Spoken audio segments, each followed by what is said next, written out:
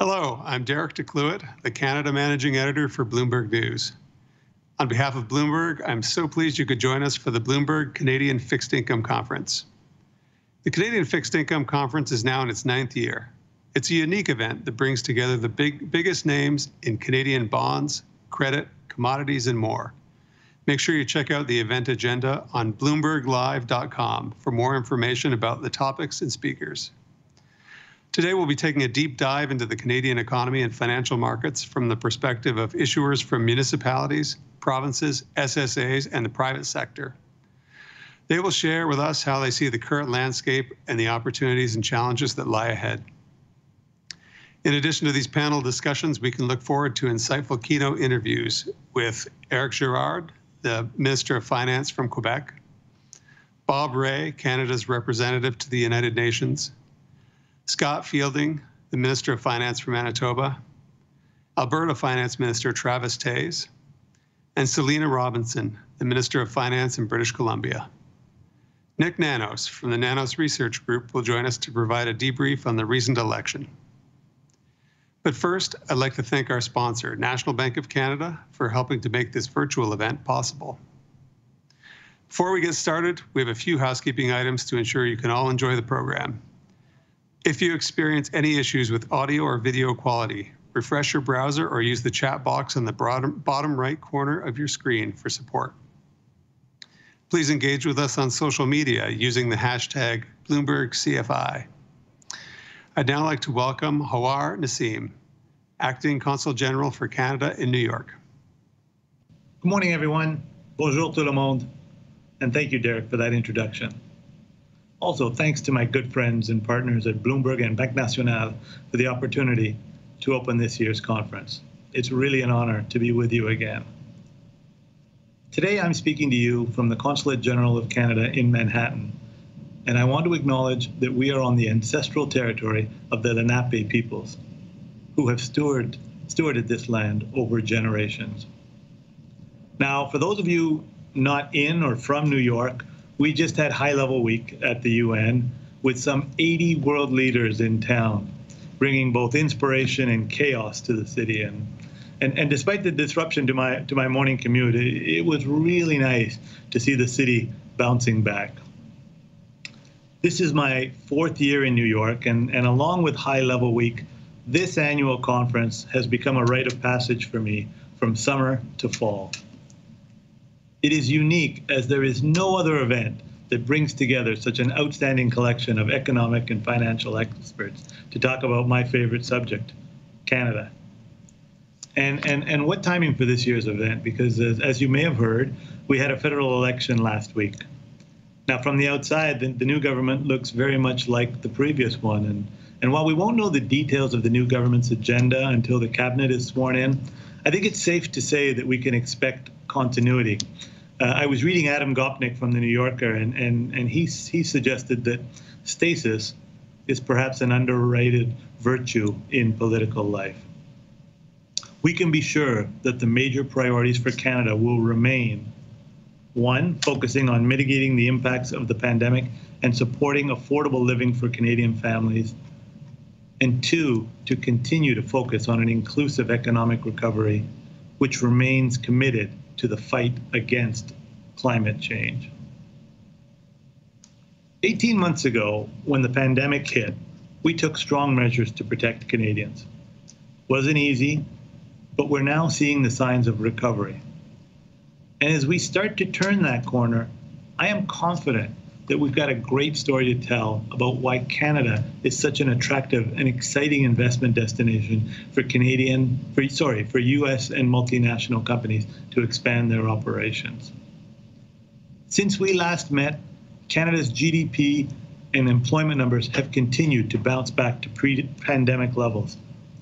And the Conference Board of Canada projects that the Canadian economy will expand by 6 or 7% this year.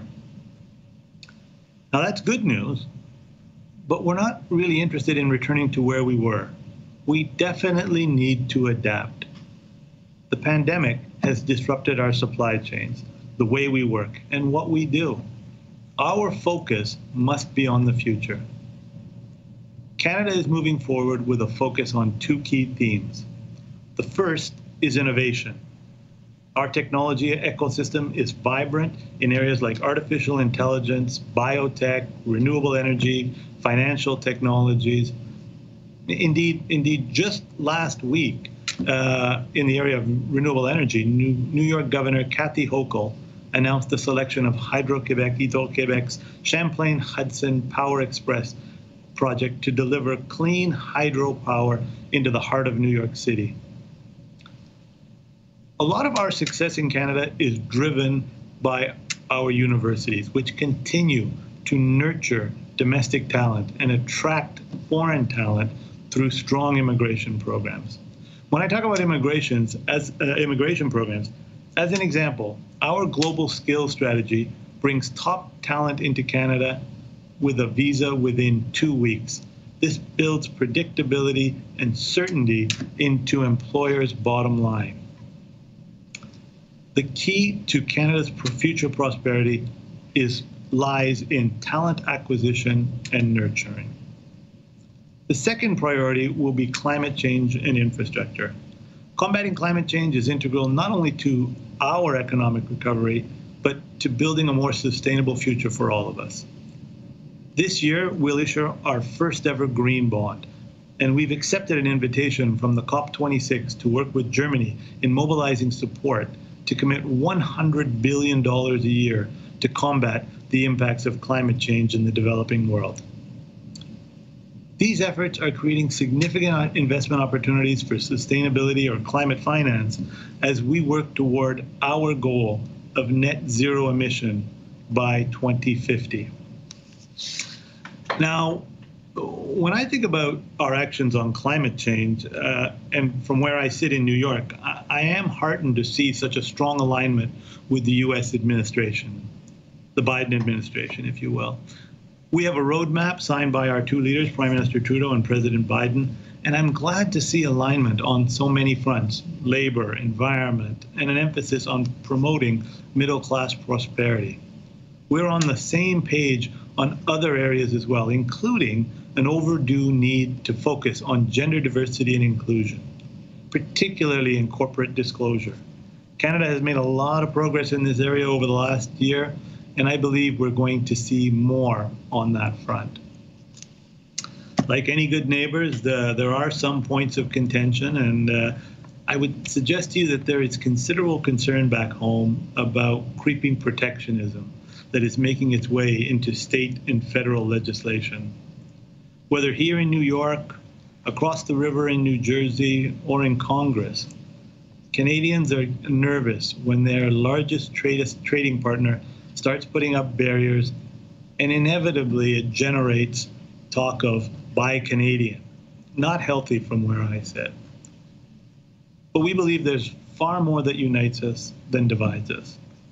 In fact, the pandemic has laid bare the interconnected nature of our supply chains and the importance of the flow of goods and people over our shared border. Over the past 18 months, we've been able to keep our trade flowing, whether it's PPEs, food for our tables, or workers for critical infrastructure. A further testament to the importance of our relationship was the reopening of the Canadian border to vaccinated US citizens on August 9th, ahead of a larger opening to international travelers earlier this month. These are just a few examples of how we can achieve more together. And when I look at the global supply chains and the way that they're being retooled, I believe we're going to need more of these joint efforts in order to stay competitive. We need to be strengthening and protecting the North American supply chain. There's been a lot of disruption. We don't know yet how the pandemic will evolve and eventually end. But I'd like to add one more thing I'm sure of here, and that's no matter what the challenges ahead, Canada and the United States will fare better when we address them together. We have a great relationships. We're friends and neighbors. We build things together. We drink the same water. We cheer the same sports. We listen to the same music. The foundation is in place to chart a joint path towards recovery and greater prosperity for our citizens. I'm really excited about what we can accomplish together. So now I'll hand things back to the real experts. I know this event will boost your awareness and understanding of the opportunities in Canada and why it's such a great place to invest. If you're looking at doing business in Canada or you're looking to invest in Canada, please do reach out to us at the Consulate General of Canada. We'd love to work with you. Thank you and bonne continuation. Merci. Thank you, Acting Consul General Hawar Nassim.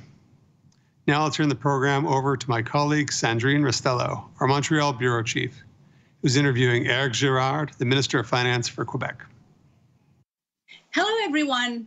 I'm pleased today to welcome Quebec Finance Minister Éric Girard. Quebec, as we know, paid a heavy price to the pandemic. It had to take some drastic measures over the past year and a half to protect its population. And from a financial standpoint, that also meant giving up the balanced book that it had really worked hard to obtain in order to spend on healthcare and other things. And now as the economy recovers, it's also facing some of its old problems, like a labor shortage. At the same time, there's some good news. Hydro-Quebec just signed a 25-year contract with the state of New York to supply electricity.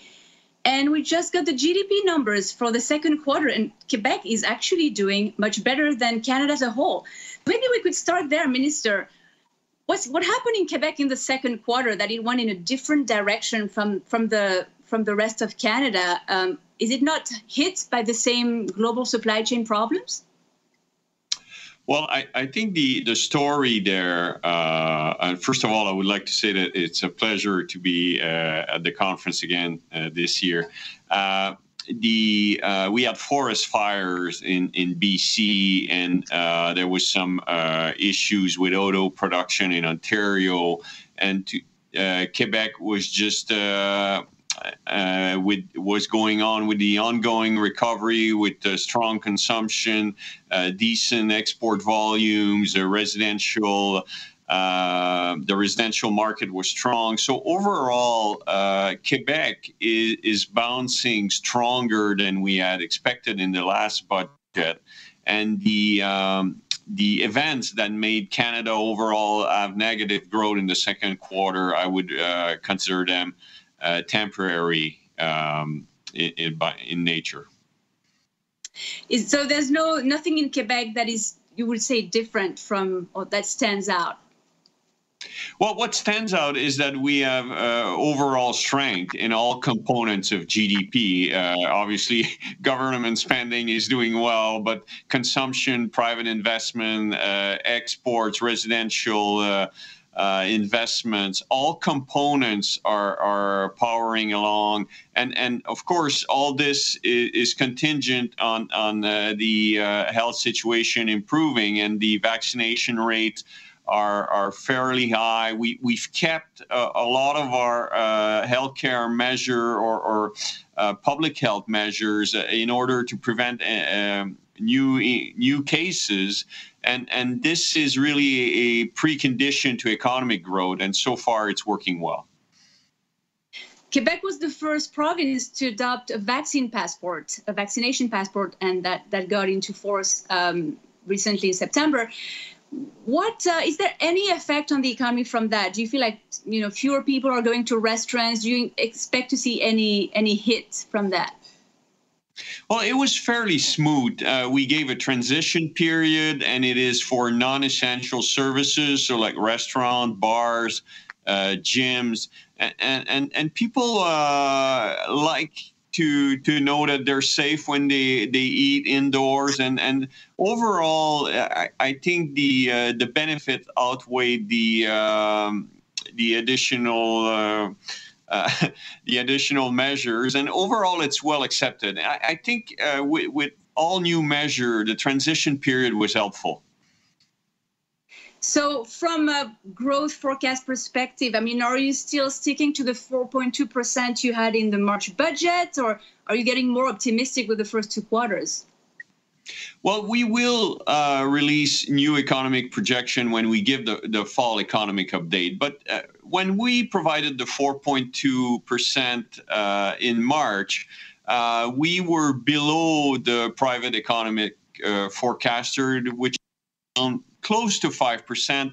And I would say that most of them have revised their forecast since then. So overall, I have to say that things are looking better than we had forecasted in the budget. So more growth, more revenues, better fiscal position. But we will give precise number in the fall update. But the numbers like the one we just had just confirm that overall Quebec is doing fairly well and better than what were conservative assumption at the budget. And you did mention public spending as part of the reason why the economy is doing well. I mean, to what extent is the help from Ottawa and from Quebec propping up the economy? And is Quebec ready to stand on its 2 feet without such help to businesses, as you know, they're supposed to wane at some point? Well, I think that what we saw is that for the first time in a recession, we saw disposable income going up. And a lot of that is related to the federal government programs and the Quebec government programs. So we provided support to our citizens, to our businesses, and that has been helpful. But we're now more than 18 months into the pandemics, and these programs needs to stop, and we are transitioning to what is the recovery period. So overall, what we're seeing in the private sector is that most of these programs are not necessary anymore. And that's what I was going to ask you about, of course, labor shortage. I mean, first of all, I'd like your assessment of how worried you are, because I was looking at numbers.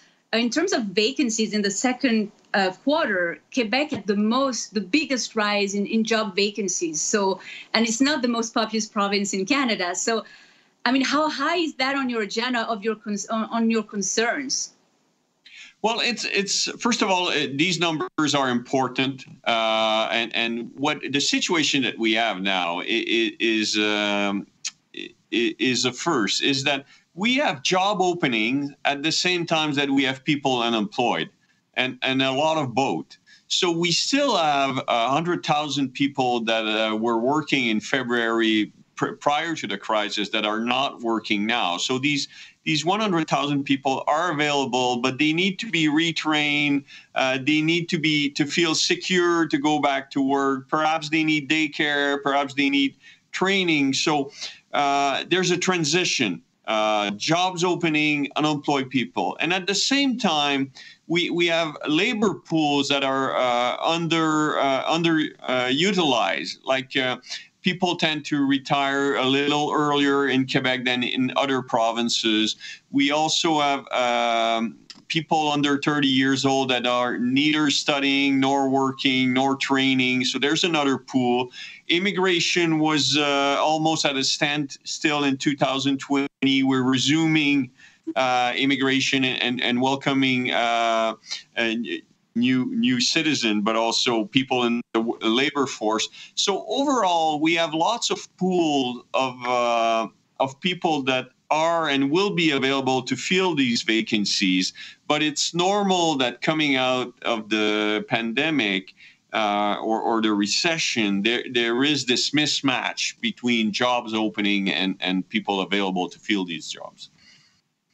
Before the pandemic and the budget in 2020, one of your measures was to bring more elder people in the workforce. You had compared the numbers with Ontario, and that was one of the things you were trying to achieve. Did you manage to do that, or did the pandemic sort of push back that issue to later? It's something you're trying to address now? No, what we're seeing is that these measures are working. Could there be more measures, or could they be working more? Yes. But these measures are effective. We estimate that if we had the same participation rate in Ontario for 55 and over, we would have more than 90,000 people available. 90,000 more people available in the workforce. So what we're seeing is that these participation rates are increasing over time with the evolution of the workforce, less manual, more office type job. So there's a long-term trend improvement, but we're bringing fiscal incentive in order to stimulate that and accelerate that. So you even during the pandemic, some older people came back to work. Yes. Interesting. So you mentioned one part of the strength of the Quebec economy was residential housing. It's a growing share of GDP. And we know, like, I think everyone who's watching this is keeping a keen eye on the housing sector in Canada. There's always this fear of a crisis. Are you sort of, it doesn't feel and hasn't felt that your government is overly worried about housing at the moment. Would you say that's still a fair characterization? I think what we do is we want to make sure before we intervene in private markets that our intervention are going to be doing more goods than harm. So we've launched a consultation process on the role of brokers, real estate, residential brokers, in order to make sure that we protect the buyers in the market. So we want to make sure that people do proceed with the inspection when they buy a house.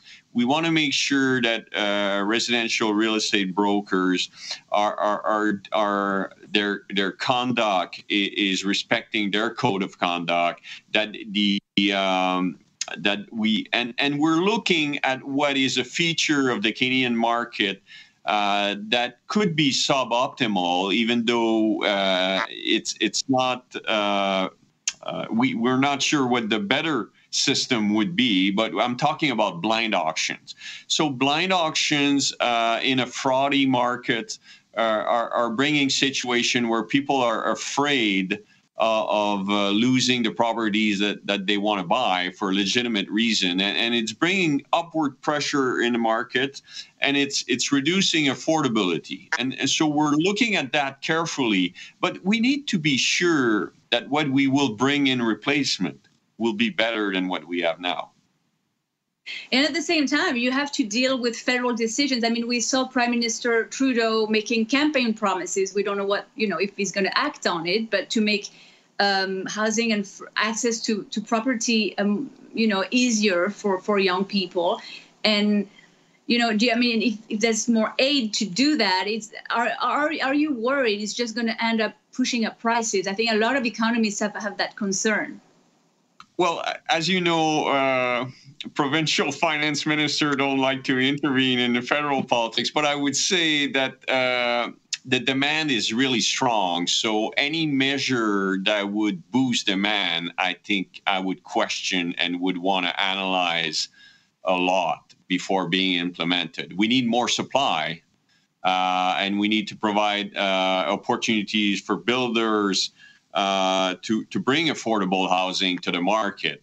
I'll have these discussions with the minister Freeland if she's appointed again, and I was working well with her. I would be happy to work with her again, but I think boosting demand would not be my favorite course of action.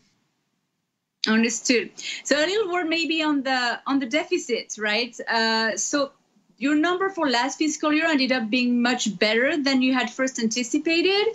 And the first 2 months of this fiscal year have also been pretty good. So are we just headed to, first of all, a smaller deficit than planned this year, and then maybe a shorter time to bring the book back in balance?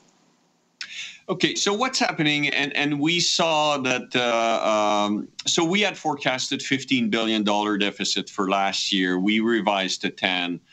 You're right that we're starting the year on a better footing. So what's happening is that growth is better. And because growth is better, we have more revenues. But also we have more expenses because we have a fourth wave, and we did not expect a fourth wave. And yesterday we had to bring measures to try to induce people to work, nurses to work full-time in the healthcare system. So we have more growth, more revenues, more expense. And we will provide the full update again in the fall economic update. But the Quebec situation is not entirely different than the other provinces. We saw that BC revised their 2021-2022 deficit projection significantly. And I'm expecting overall, everything else equal, all jurisdiction to do better than what was forecasted in last March. And does that also, are you still viewing, the return to balanced book to take 7 years? Because it used to be 5, I think, then it was moved to 7. Yeah, well, we will update all that, but there's no reason to change that. We had given some benchmark on what we wanted to do. First, we want to fight the pandemic, and we're still in a pandemic, so we want to transition out of this. Second, we want to reach full employment, and again, the employment numbers are better than forecasted. Then we want to reach full capacity, and then fiscal balance. So we're working on all these things. To the extent that the numbers are better, it could take less time. But again, it's early to assess that because we're still in the fourth wave. Yes, we have more growth, more revenues, but unfortunately, we also have more expenses. And of course, I want to remind our listeners that in Quebec, when we mention deficit numbers, it's always after contribution to the Generations Fund, which is really a Quebec unique thing. There's been some reflection on the funds, on what to do with it, and where are you? Where do you stand on that? Well, I think it's very important that and your viewers are they're insiders, they're knowledgeable. When we speak of public finance, we're talking in terms of OPEX. Revenues minus expenses, but we have a lot of CapEx. We have an infrastructure plan that is for 135 billion over 10 years, and therefore, when we're in fiscal balance from an OPEX point of view, we still have CapEx that are increasing our debt, and the Generation Fund is used to reduce the debt, and the money that we're contributing in the Generation Fund are going against our CapEx expense, and therefore are very helpful in order to prevent our debt level to increase. And so we want to keep that. So so we don't expect major changes then? No. And maybe we just have a little time left. Is there any... what have you learned from your green bond borrowing plans? I mean, I think they've worked pretty well in terms of borrowing costs. Can we expect to see more of it, a different program, ESG, or just to increase their share compared with the other sorts of borrowings?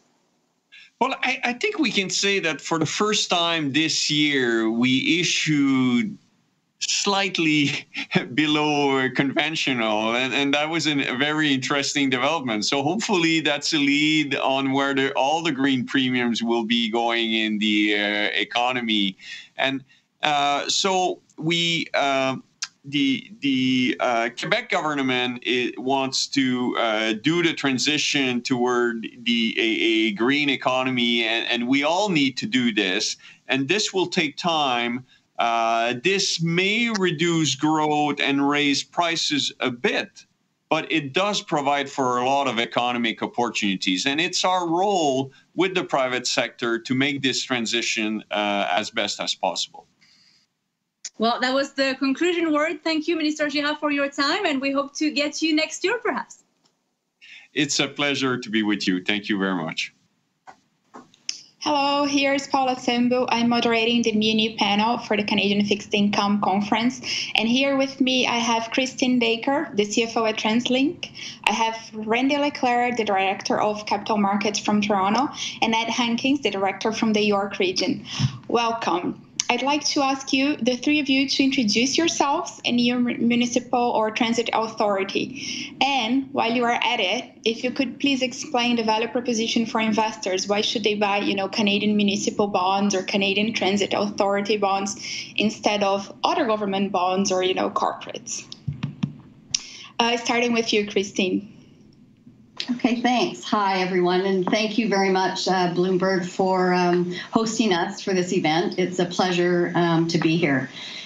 So as you know, I'm the Chief Financial Officer for TransLink. So TransLink was created through provincial legislation in 1999, and we're responsible for the planning, financing, and managing of public transit, in addition to roads and bridges. Our service area covers over 1,800 square kilometers, and we have about 2.5 million residents in Metro Vancouver. We consist of 21 municipalities, one electoral area, and a treaty First Nations. And our services are very wide. Bus service, we have a rapid transit, we have a commuter rail, we have on-demand transit service for people with disabilities, a passenger ferry, and operations and maintenance of the major road network. We own 4 bridges and 1 bike and pedestrian bridge. And we also have a dedicated transit police service. We're the only Canadian issuing transportation authority, and we began borrowing direct in the market in 2010, and we've raised just over $2.8 billion since then. So value proposition. TransLink Credit offers higher yields than government bonds, but with similar risk profile. As I mentioned, we're the transit organization has taxing authority, and we're a regular issuer. We provide liquidity and laddering for portfolios to buy or hold trade on secondary markets, and we also issue green bonds for investors with ESG mandates. Randy? Thanks, Paula, and thanks to Bloomberg for having us on. Again, my name is Randy Leclerc. I'm the Director of Capital Markets at the City of Toronto. City of Toronto, as you may know, it's an international city. It's the largest city in Canada with a population of 3 million people. It is the overall city is still growing. It's the 4th largest city in North America, and we have quite an ambitious schedule in front of us with an annual budget of about $14 billion and a 10-year capital plan of about $44 billion. The city's won a number of awards, and we appear on a number of listings as, things like the most livable cities and that type of thing. One of the recent awards we recently won was from Environmental Finance for our social bond that we did last year, the very first social bond by a public sector entity in Canada. As far as value for investors, to copy what Christine was mentioning, I think investors get a yield pickup for a very good quality credit. In some cases, municipal credits in Canada are rated AAA, higher than the provinces. Example, my colleague Ed from York is rated AAA, or similar to the province with this yield pickup. So that's really great value. Comparing to corporates, a little more difficult because we have it's hard to beat that yield that you see in corporate land. But given the legislative safeguards we have for investors that are embedded in municipal legislation across Canada, it's very, very similar to a regulated utility in the U.S., if not better, because of certain things like the sinking fund that we have for debt retirement. So all in all, when you package it up, it does compare well, first of all, to governments, but on the corporate side, it would be on the safer end, very high quality regulated utilities. So that's where we see it fitting into investor portfolios. And Ed, what about you? Okay, thank you, Paula. Good morning, everyone. And also thank you, Bloomberg, for hosting it. My name is Ed Hankins. I'm the Director of the Treasury Office and Deputy Treasurer for the Regional Municipality of York. And York is an upper tier municipality comprised of 9 local municipalities. And if you don't know what regions are, I was going to say, think of them as counties with additional powers and responsibility. We're located directly above and share a border with the City of Toronto, and with a population of about 1.2 million residents. York is actually the 6th largest municipality in Canada. York has been and continues to be a growth municipality.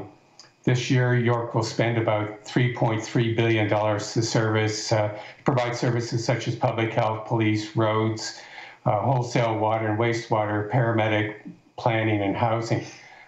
With respect to the value proposition, I think we've already heard my colleagues say these here. I'll just say the short answer is compared to provincial bonds, major government, major municipal or major municipalities, their bonds are more highly rated, have very good secondary market liquidity, and offer a spread over similar dated bonds from their home province. For example, as I said, York is a frequent issue, holds a AAA rating with both S&P and Moody's, offers a very good liquidity, and has about a 6 basis point spread over a comparable province of Ontario. And as I think, as Randy mentioned here, corporates, most of them tend to be in the single A, double B range, and obviously the probability of default would be for muni bonds would be minimal based on some of the legislative safeguards imposed. So it's a much safer bond and still offering very good value. Thank you, Ed. And as you mentioned, and Randy did too, you're probably one of the few public sectors worldwide joining the AAA spectrum. So I wanted to hear from you, what has changed in terms of funding costs or your size of investor base, and, what changed for you? So yeah, that was something we're very proud of. S&P did upgrade us from AA high with a positive outlook to AAA at a time when most other our major organizations were seeing downgrades or at least negative outlook. And that's been very, very helpful. I mean, first of all, let me just say that this is not a overnight process. We've had fiscal strategies in place in order to try and ensure that we have a very sustainable program over the next number of years. So how has that happened? It's obviously helped a little bit in terms of our spread, although I have to be honest, we were probably treated as a AAA before, but this has obviously cemented that issue, and it's obviously opened the doors to a few more investors. So it's been very positive. We've been getting very, very positive feedback from our investors over the last few months or last month or so that we've had this rating. Thank you. And Randy, you just issued your second social bond. I wonder if you could give us a bit of color about the order book, the type of investors who you attracted, and also the green premium that you received. Sure. In our sustainable debt issuance, we do both green and social. And for us, it's a matter of, again, one of the safeguards for investors in municipalities is that we can only borrow for capital projects, and we can only do, and we have to list them up for investment for our council and fund them accordingly. So it was quite easy for us to make the transition to do a framework. The framework was, reviewed by Sustainalytics and given an opinion that it was within the social bond principles. And the projects that we funded, the whole idea of social is to really assist those people in the city of Toronto that are disadvantaged, whether it be physically, mentally, it might be other challenges that they have, new Canadians, and seniors in our population. And so a big part of this is for social housing. So both the first and second issue that we did focused on both the shelter system, emergency shelter system, as well as the affordable housing that we have our new George Street revitalization program. And then this year, we also added our Easier Access program for transit. In Ontario, province of Ontario, we have legislation called AODA, Access for Ontarians for Disability, those Ontarians with Disabilities Act. And so we have put in transit, more elevators and other items that help those with physical, disabilities. As far as the greenium goes, that premium, there are a lot of investors that are interested in this market. I think there's more demand than supply. The book was almost 2.5 times oversubscribed for this particular issue, and the premium we received, better than our conventional issue, was about 2.5 basis points. And so we were very pleased with this result. The makeup of those in the book, we had in this one about 30 investors, 29, I believe it was. There was international U.S. interest. Over half of it is from Canada, asset managers, those with those particular projects. As a lot of it was asset managers that have funds that are focused on ESG and social bonds in particular. Got it. Christine, if I'm not mistaken, the last time you issued green bonds was back in 2019. I'm wondering about your plans to use that program to issue more debt in the coming weeks or months. Yeah, that was actually our inaugural green bond was in 2018, and then that was followed with one in 2019. And, we've always said a lot of our capital program is green. So we did get a lot of questions early on, why aren't you issuing a green bond? And we always wanted to make sure that we did it right. We had the proper framework and whatnot. So my common answer is when we can do green, we will do green. And a lot of our portfolio, as I mentioned, is naturally green. We do have other roads and bridges, other capital spend that we need to also apply, which obviously doesn't qualify as a green bond. But we are assessing. It's really based on our capital program and those projects that make it up. I will say one thing, though, with the green bond, making sure that it's dedicated, so we can't use those funds on anything but the projects with which we are borrowing the capital for. So I'm very happy that there is a bit of a look back. Otherwise, we'd be carrying a lot of capital as those projects unfold. So we really match our capital, our cash flow, our capital spend projections, and then determine whether or not we can bundle a green bond. So we will be, whenever we can, that's our first priority. As far as our next issuance, we're probably not going to issue until the first part of 2022. Normally we come in the fall time, but just with various capital spend changes in that, it'll probably be the first part of 2022, and we're hoping that it will be green. As I say, we're looking at that data now. And over the medium term, Christine, how do you imagine your green portfolio being compared to the entire portfolio? I mean, do you have any projections of how much ESG bonds you could issue as a share of total bonds? I haven't done that. It's probably a good thing to do. We're actually just redoing our next 10-year investment plan. So per our legislation, we have to get a fully funded 10-year investment plan approved by our Mayor's Council and our board. And our last one is expiring. So we're just doing that now, as well as with adjusting for, implications from COVID, of where our revenue forecasts are. We're looking for additional revenue to kind of replace some of the revenue that we've lost. So part of that investment plan will have some other projects.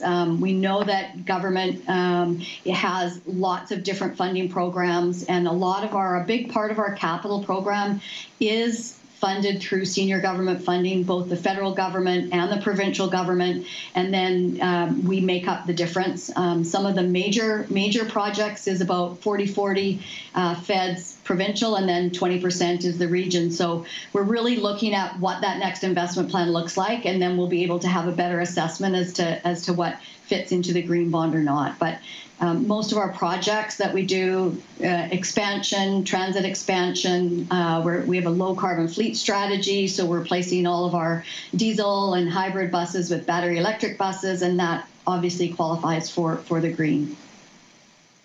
For sure. And Ed, not to brag, but Canadian municipalities, by and large, have better credit ratings than many states. Why do you think that is? Yeah, thanks, Paula. There are a few key differences between Canadian municipalities. a lot of it comes around things like unfunded pension liabilities, unlike some U.S. municipalities that do have that. That's obviously something we don't have that as much. We have, like in Ontario, we have OMERS, which is a separate organization that funds those liabilities. They're expected to be fully funded over a period of time by legislation. Our liability is really just to make the annual contributions. We don't have things like sales tax revenue, which can fluctuate wildly from time. So I think we rely on the old-fashioned way. We just have property taxes and other very limited resources, which tend to be very stable. Other things like there's no equivalent, I'll say, of Chapter 9 bankruptcy in Canada. So unlike what happened in Detroit, this is something that is not even permitted in Canada. So we've never had a Canadian municipality ever go bankrupt here, and it's just not permitted. They do have, I think, under legislation, there would be some type of workout strategy that would be done. I think I also heard Randy talk about sinking funds. All of our term debt has to be supported through the use of sinking funds that will be available at the time when that debt matures. The other things, there's a lot of legislative safeguards that have been built in. The fact that we cannot borrow, unlike senior levels of government that can borrow for operating costs, we can only borrow for things for capital. So there are a number of things that we were talking about. I know Randy mentioned a few others. I'm not going to repeat them, but that tends to be, I think there was one other thing is that a lot of Canadian municipalities, unlike other jurisdictions, not just in the US, but around the world, tend to have more reserves in there. That's just something that seems to be something that we focused in on the last 10 to 20 years here. Matter of fact, when we're talking about asset management reserves, it's actually a provincial mandate that municipalities have a plan for that. Understood. And Randy, could you describe a bit your funding program and how that impacts your decisions on which currencies you're focusing on, your maturity profile, and which kind of instruments you're focusing on? Sure. For the City of Toronto, our annual borrowing authority is $1 billion per year. So that's $1 billion in new debt. Our current portfolio is about $8.5 billion. And net of sinking funds, we've got about $2.3 billion in the sinking fund to be used only for debt repayment. It can't be repurposed. So it's a manageable for us. We also have internal policies on the debt service ratio set by our city council, which is at 15% of our operating budget can be up to 15% can be used for interest, and also sinking fund contributions are combined. So these are the kind of some of the things that limit us as far as borrowing. Looking forward, the program is it should continue on at around $1 billion per year. We are bumping up against that 15% debt service ratio. However, we're going to come out with a couple of other things. There's some new levies that the City of Toronto has, some other powers that other municipalities don't use. But so you're probably going to see an increase. As far as currencies go, we find that even with $1 billion, we're quite able to get done in the domestic market. Canadian dollar, one thing I get asked by a lot of international and U.S. investors that come to conferences is, do you do USD or any other currencies? And while the legislation does allow it, it is very difficult for the city, any municipality, to we have to hedge it back. There's a lot of work that you have to do if you're going to issue. And so it's really, for us, we confine it to doing Canadian dollar debt. And we hope to continue in our conventional program, as well as the sustainable I mentioned. Sustainable runs about 1/4 of our new debt issuance roughly per year. About 250 million of that 1 billion will be in sustainable, either green or social. We'd love to get that increased, but similar to what Christine was saying, is that it does get limited by the amount of information you can gather as far as the metrics that investors want. I think that's probably one of the biggest things that hold us back from doing more ESG type products. So, but that's in a nutshell how we're looking forward at the City of Toronto and our debt program. Thank you. And I'd like to hear from all of you, how has COVID impacted your municipality or transit authority, and how have you been handling it, and has it impacted your capital plan? If you'd like to start, Christine. Sure. Yes, it has impacted us. The biggest area is in ridership. So our ridership actually got to the lowest in April 2020 at about 17% of the pre-COVID levels. It has steadily been rising since. The last month we were about 51%. I will say that since universities and schools have been back to in class, it's jumped up even more. So, it looks good that it's starting to increase. Also impacted was our fuel tax revenue. Obviously, people are working from home and traveling less, and as well as our parking tax revenue. So those are the three biggest areas where we were hit.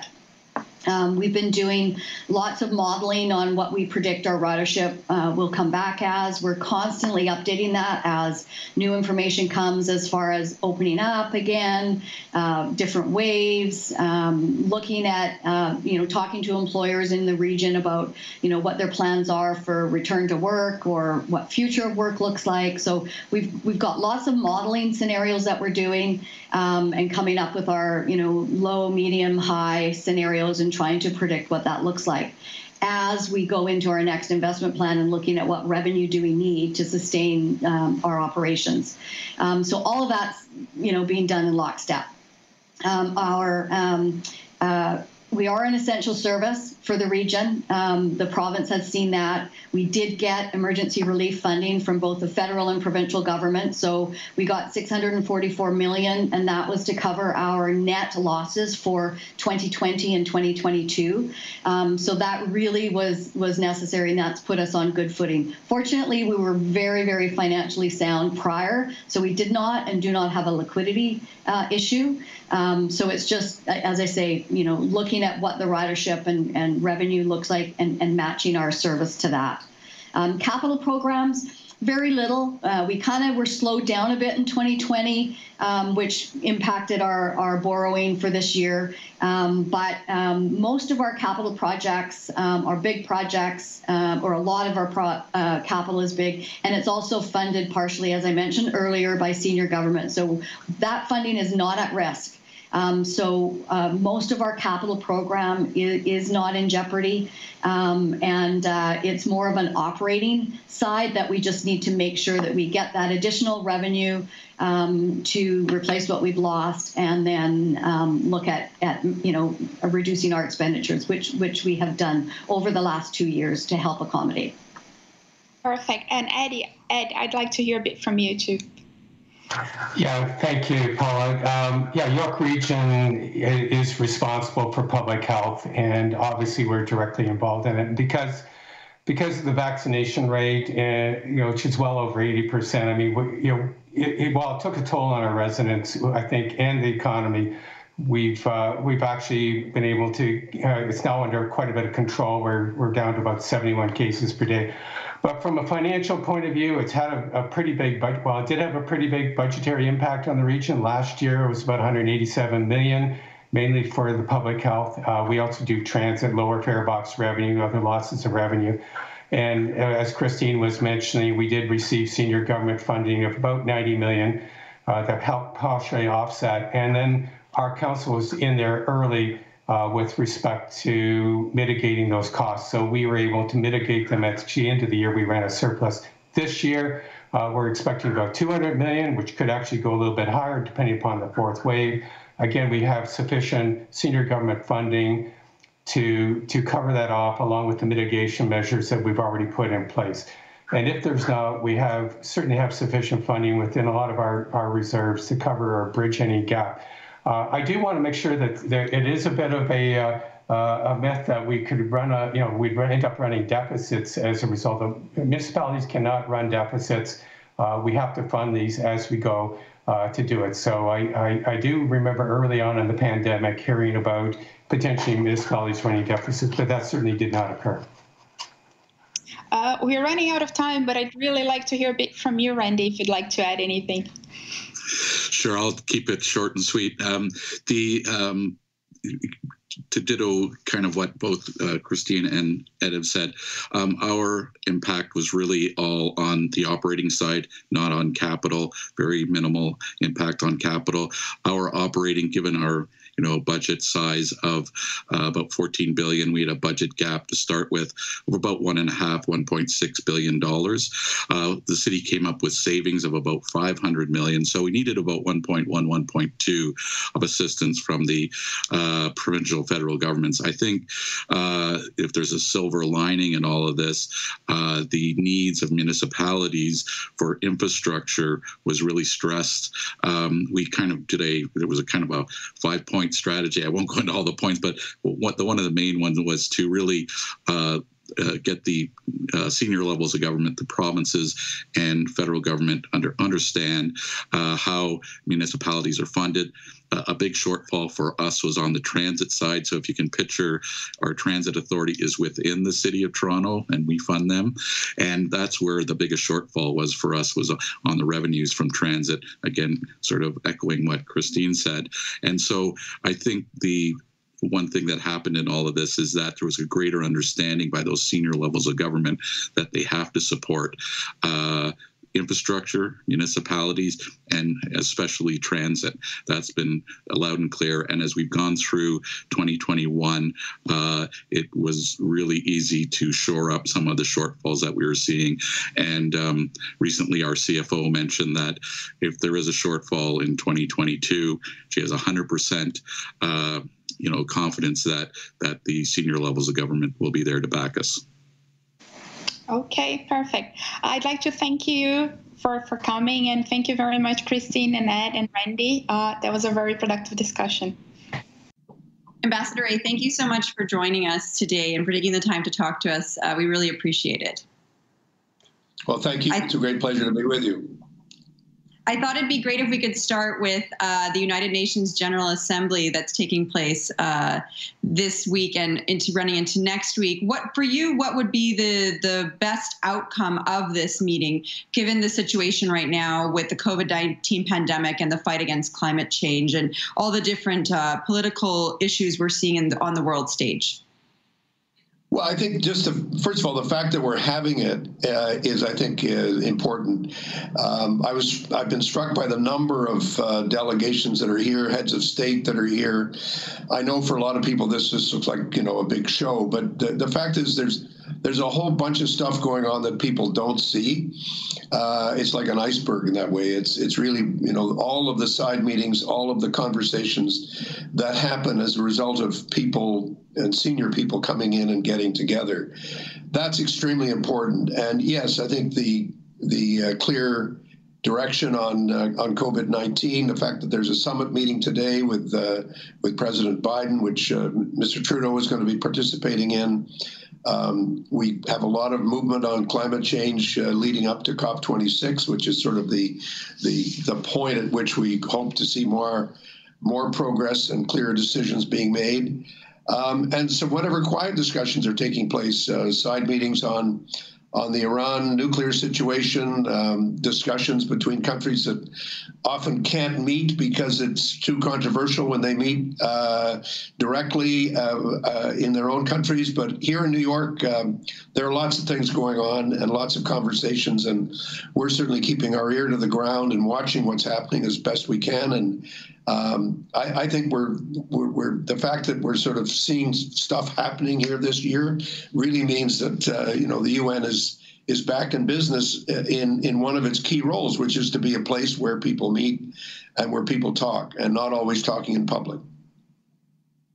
And what is your response to criticism of the United Nations that it doesn't necessarily have as big of a role to play on the global stage at the moment, given the polarization between superpowers like the US and China, especially because it doesn't seem to have very much teeth in terms of the if it could dole out any sort of punishments if there were breaking of laws, and there's a lot of criticism there about the body, that it should be something that can actually have a bit more might on the global stage. So I wanted to get your perspective on that. Well, I think this is a criticism that's been made of the UN since it was formed in 1945. The nation states who formed the UN decided to give it certain powers, but not to give it other powers. And so I think your criticisms should not be directed at the United Nations as an organization. I think your criticism, such as you've expressed it, which is frequently expressed, should be directed at the nation states themselves. The world is in a difficult position, and the commitments to solidarity and to multilateral actions and common actions, that commitment is not as strong as it needs to be. The Secretary General talked about that yesterday, and many others have continued to talk about it. But I still think the UN has a strong role to play, first of all, as a place where people meet, as a place where people do get together and do talk to each other, and also because it does play a very constructive role when it comes to development, when it comes to dealing with the consequences of the actions that we've seen. And frankly, we wouldn't have all the common activities that we have on COVID, which are not as strong as they need to be, but they're stronger than they would be otherwise, are because we have the UN and its agencies and all of the instruments of international governance that are not as strong as they need to be, but they're stronger than having nothing at all. And I think that's clearly, for me, the alternative is having nothing. And I think that's where I see the glass is still half full, not half empty. So, Ambassador, I'm wondering from your perspective if you see the rise in tensions between China and other countries, especially the U.S., how you see that impacting the broader global stage and diplomacy as a whole. I think the key thing to know is two things. One is China is a growing economic and military presence in the world. The pace of that growth since the mid-'80s has been extraordinary and will continue. China is going to continue to have that presence. What I think a number of countries, including Canada, are asking is play by the rules. We've seen the arbitrary detention of Canadians in China, which is completely unacceptable, has created a serious issue between us and China.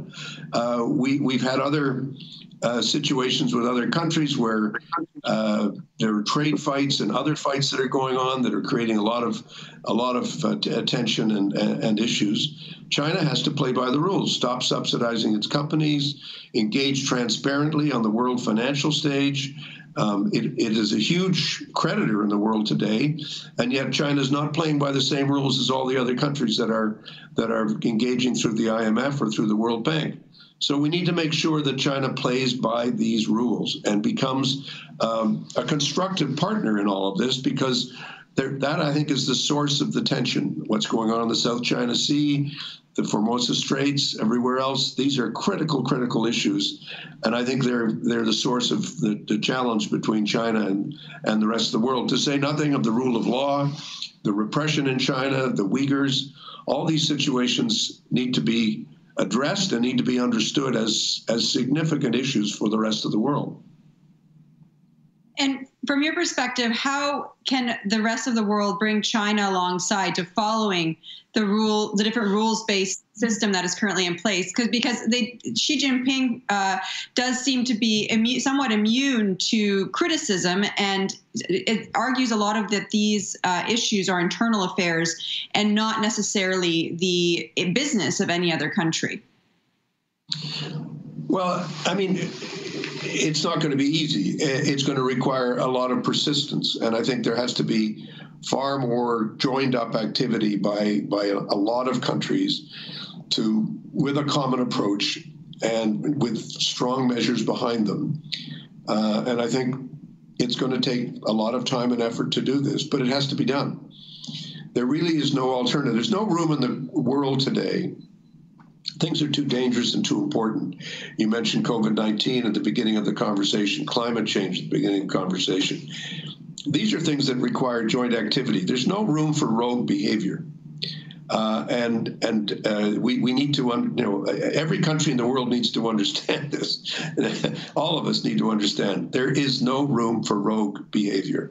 It's too dangerous, and it threatens the stability of the world economy. It threatens the stability of the globe.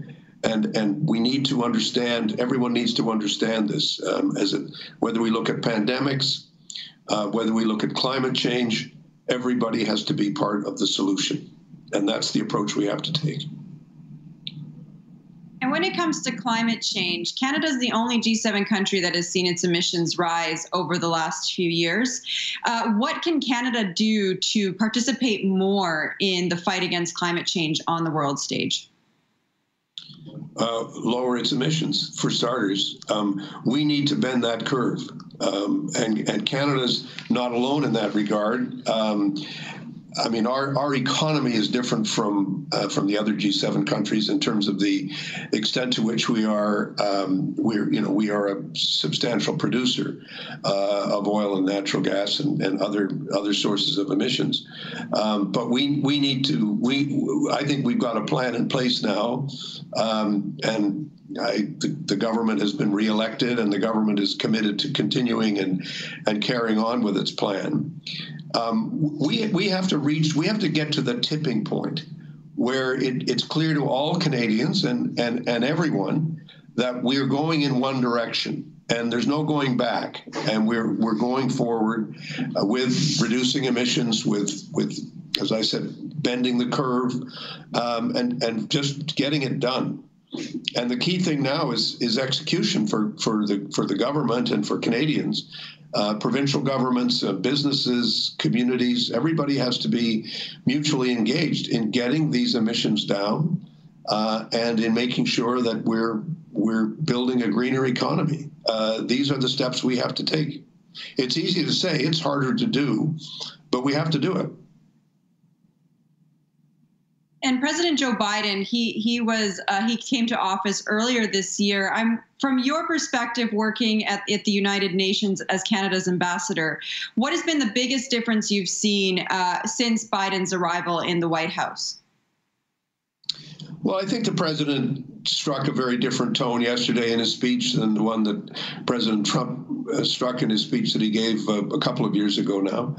I think there's a recognition that the United States is a much more committed multilateral partner of the world's and of Canada's, that the institutions that we care about, the United Nations, NATO, the Paris Treaty, for example, the pandemic effort that we need to make collectively, the support for the WHO.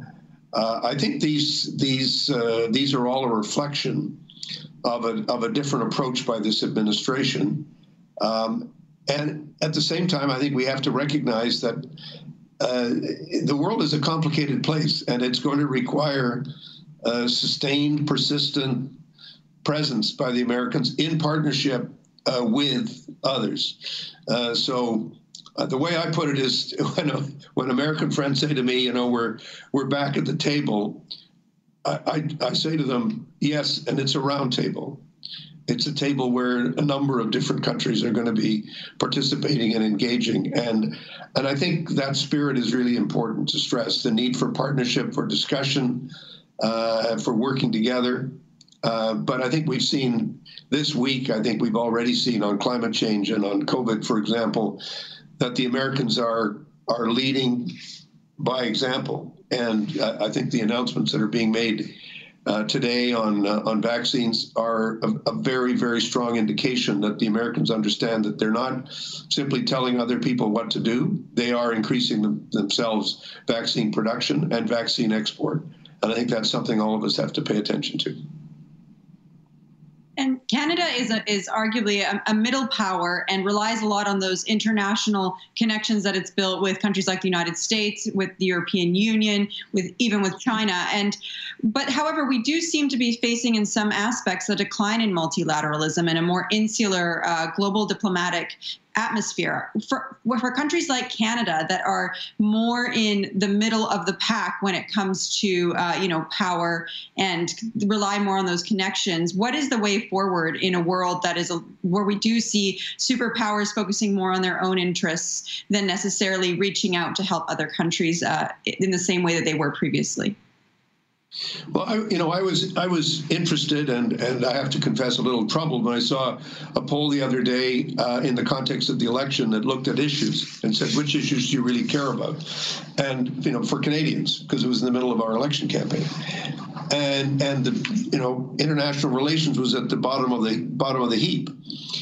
And I think it's really important for us to understand as Canadians, we're not immune to this kind of inward-looking tendency. I think COVID has made us look more inward. I think COVID has made us look to our own government and said, you got to help us. You got to do what you got to do and do it now, and expect a lot more from national governments. International cooperation is not about replacing national governments. It's about understanding that national governments are important, critical, but international cooperation is also essential. And that without it, we will face even greater crises and greater instability. And you're quite right. We're not multilateral because it's a nice thing to do as Canadians. We don't have a ton of commitments to treaties and to organizations. We're a member of just about every organization in the world. We are part of it. Why do we do that? Well, because we're a trading country, because we're a country that depends on global stability, that depends on global supply lines, and that depends on rules that are fairly enforced. We don't have the power to enforce our own rules and impose them on others. We don't have that choice. We're a country, together with a number of other countries like us, that has to create a stronger building, a stronger architecture for global trade, for global relations, for global security, for global pandemics, everything. We need that architecture to help us. When we help others to build these institutions, or we help others who are struggling even more than we are, we're not doing it out of charity alone. I mean, charity is important. I mean, empathy is a critical human emotion. But we're also doing it out of self-interest. We're doing it because this is how we do better as a country.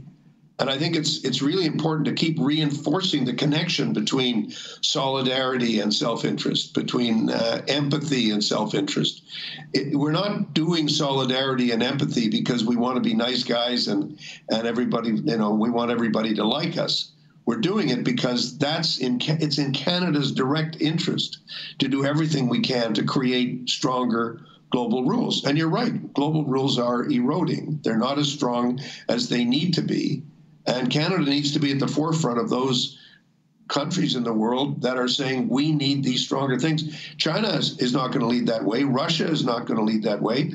Even the Americans are not going to lead it as much as we can, because that's where our bread and butter is. That's where our self-interest lies as a country.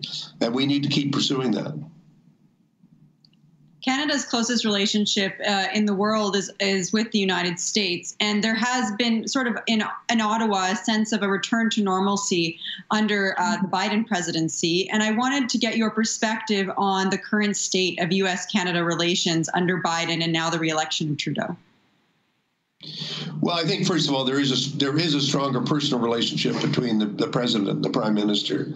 And if you go back and look at our history, you will find that having a good personal relationship between those two individuals is extremely important.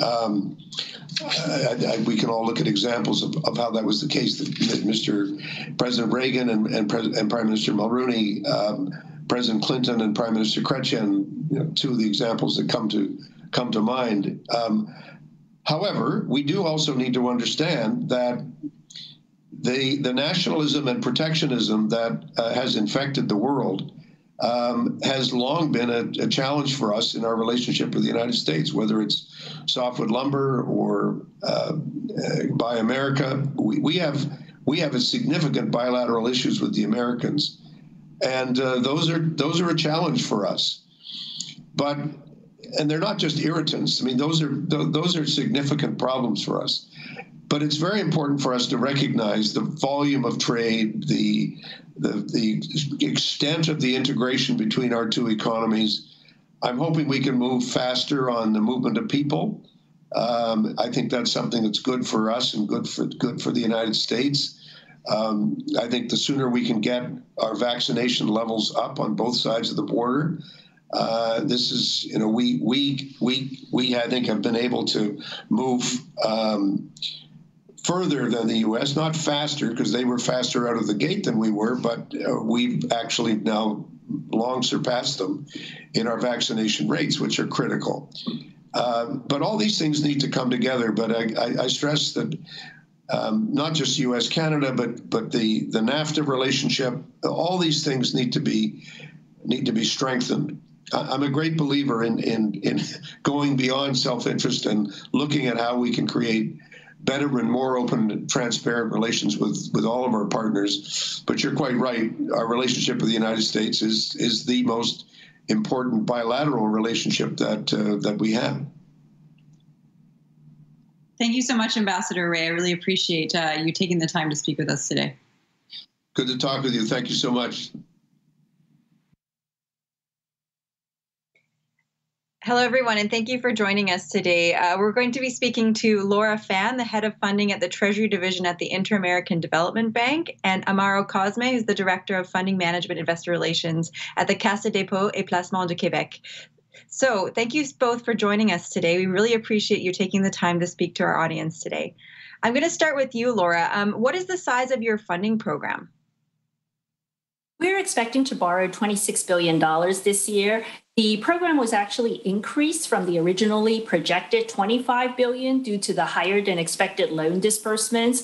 And this comes off an IDB record borrowing program last year of $26.8 billion. And what are your plans to return to the Canadian market for funding? Well, the Canadian dollar is a strategic currency for the IDB. And so in order to meet the demand from investors, we want to build a liquid curve.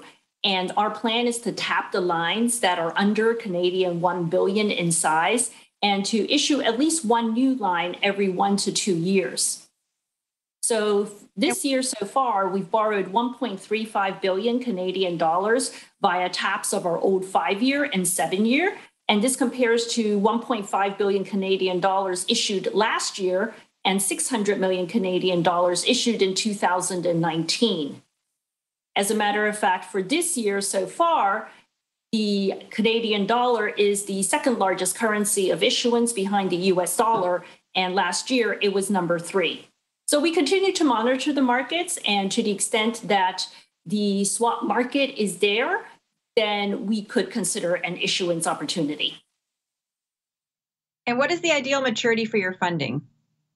The ideal maturity is around 5 years. However, due to the flat yield curve in the US this year, we were able to fund larger sizes and longer dated maturities. So our average life for this year actually stands at just under 6.3 years, whereas in 2020, the average life was slightly shorter at 4.8 years. So as you can see, we typically target around 5 years for new borrowings. And Amaro, what is CDPQ's funding strategy going forward? Yes, good morning. If you allow me just maybe to summarize, our main focus has been and remains to develop and maintain our efficient funding programs. And that basically we're supporting our investment strategies and optimizing our liquidity management. Being a AAA issuer, we have to capitalize on that. And rating agencies have been highlighting our independence throughout various aspects: operational, investment strategy, funding strategy, the low leverage, the quality of our assets on the balance sheet, and obviously our creditors have right of claim over our depositors.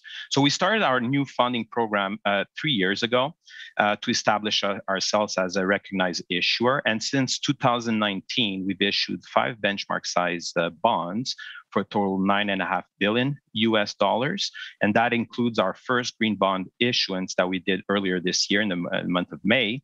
So we started the US dollar as the anchor for our positioning to building a curve, providing liquidity and price transparency for the investor communities.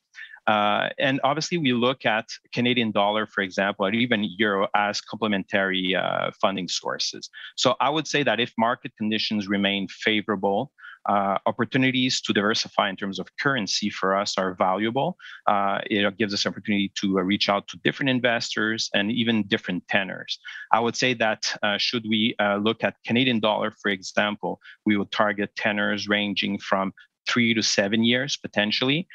Euro market would be something of, given the market conditions and experience that we see for longer duration, so 7, 10 years and over. But each time we would approach a market, as we've done with the US dollar, we would do it in a disciplined approach, so appropriate benchmark sizes and with expectations for us to maintain a presence to foster liquidity. So our objective, as has been in the recent past and going forward, is to issue an average of 2 to 3 benchmark-sized bonds a year, potentially more in time, focusing primarily on those currencies and including green bonds as we've initiated this year. And so far, I would say that the investors that we've met, that we've actually did trade with, have been very receptive to these initiatives. For the rest of the year, after our inaugural US dollar green bond, there's a possibility for a second issuance later this fall. And obviously, as I mentioned, diversification, being in terms of currency, is very important for us. So it's a strong consideration. And the green we'll see potentially for next year.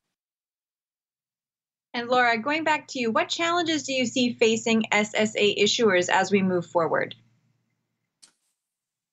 Well, basically, I see 2 challenges related to the topic we're discussing. One is navigating the LIBOR transition. We issued our first US dollar bond with initial price talk based on SOFR. And right now we're in the process of transitioning our assets and liability from 3-month US dollar LIBOR to SOFR. This crosses all markets. And so that definitely is going to be a challenge for many SSA issuers. The second aspect is navigating the increasing regulations, especially with what we are seeing from Europe regarding ESG. So we continue to look at ways to evolve our ESG products, which are the I-bonds and the Sustainable Development Bonds. I-bonds are our social bond program, standing for E for education, Y for youth, and E for employment. And as of right now, we don't have separate reporting for our Sustainable Development Bonds, as we rely on the bank's general reporting, such as the Development Effectiveness Overview and the Corporate Sustainability Report.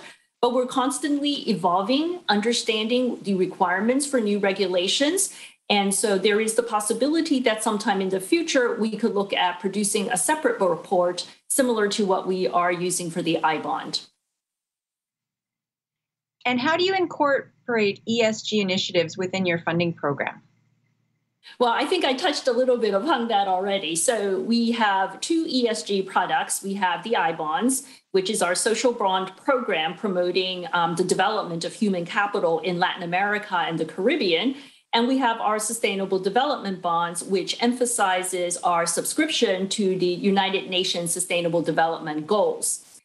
But technically, an investor could consider all of our bonds to be, quote unquote, ESG. So many corporates and private sector companies are profit maximizing. So obviously there would be a question regarding factors that imply higher costs. However, the IDB is not a profit maximizing institution.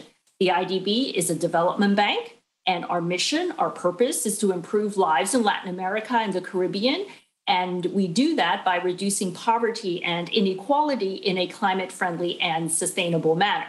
As I already mentioned, we subscribe to the United Nations Sustainable Development Goals, and our corporate results framework has specific targets to achieve each of the SDGs, and this is tracked annually in the bank's Development Effectiveness Overview. So hence, you don't necessarily have to buy just our I-bonds or Sustainable Development Bonds, but you could take a look at the issuer as a whole and make a judgment call that all of our bonds could be considered to be ESG. And do you ring fence the assets and liabilities for ESG issuance? Well, the proceeds for our I bonds and sustainable development bonds are placed into the bank's lending pool. So it does go directly to finance the bank's lending. The only difference between the I bonds and the sustainable development bonds is that currently, one, the I bond has a dedicated customized report and a dedicated web page. The sustainable development bonds do not. They have we rely on the bank's overall reports, as I mentioned earlier, including, for example, the corporate sustainability report, as well as the Global Reporting Initiative Annex. Also, another difference is that the I bond has a clear allocation of proceeds. So you know exactly what the I bond proceeds are funding in terms of projects. Currently, the sustainable development bonds do not. The sustainable development bonds fund the bank's lending portfolio. It adheres to the same strict policies as I projects. However, you don't see that one-to-one mapping, though we may change that in the future. And Amaro, staying on the same topic, what are your ESG initiatives and funding activities? Yes, actually, as a global investor, we made actually climate change a priority. We adopted ambitious carbon reduction targets in time, and we're exercising our leadership within the industry and our portfolio companies. I would say that our investment strategy in those matters was developed and implemented in 2017, which enabled us, to work towards a transition of low carbon economy. So in 2017, we had a target of reducing by 25% by 2025 our carbon intensity, but we reached out at the end of last year 38% level, which is very encouraging. And in terms of low carbon investments, which we had a second target, we doubled the amount that we own, as the initial target was to increase by 50% by 2020. So I would say it's significant margin over the targets that we set into 2017. Obviously, we have a net zero greenhouse gas emissions objective for the total portfolio by 2050. And I would say that we're active in very initiatives such as we're founding a member of the UN Net Zero Asset Owner Alliance, and we participate in various initiatives such as Maple 8 with other actually Canadian pension plan investment managers, and that is to promote standardized ESG reporting, for example. I'm actually glad to mention that actually today, as we speak, CDPQ is announcing and renewing its ambitions in terms of ESG, covering the two aspects of our climate strategy. So to continue in investing in low carbon assets and continuing reducing the carbon intensity, but also helping the real economy in the transition phase. So I would suggest for people that have interest to go through our website, for example, or keep an eye on the news today. This should be being announced as we speak, and very interesting and very promising for the future. So at CPQ, ESG considerations obviously are integrated throughout all our investment decisions, and therefore for us in Treasury specifically and in funding program, it was a natural extension to incorporate those activities into our functions. So it's an additional lever for us to support the strategic sustainability goals. We are a global investor, so we have teams working, for example, in real assets such as infrastructure, where we are active in greenfield projects, renewable energy, clean transportation. So therefore, it provides us great opportunities for a funding program. As I mentioned, we actually issued our first green bond earlier this year. So it's just encouraging, and we have very good prospects for going in the future. We see at Treasury the demand for these sustainability bonds, and with its many forms, as an opportunity really to build investor relationships.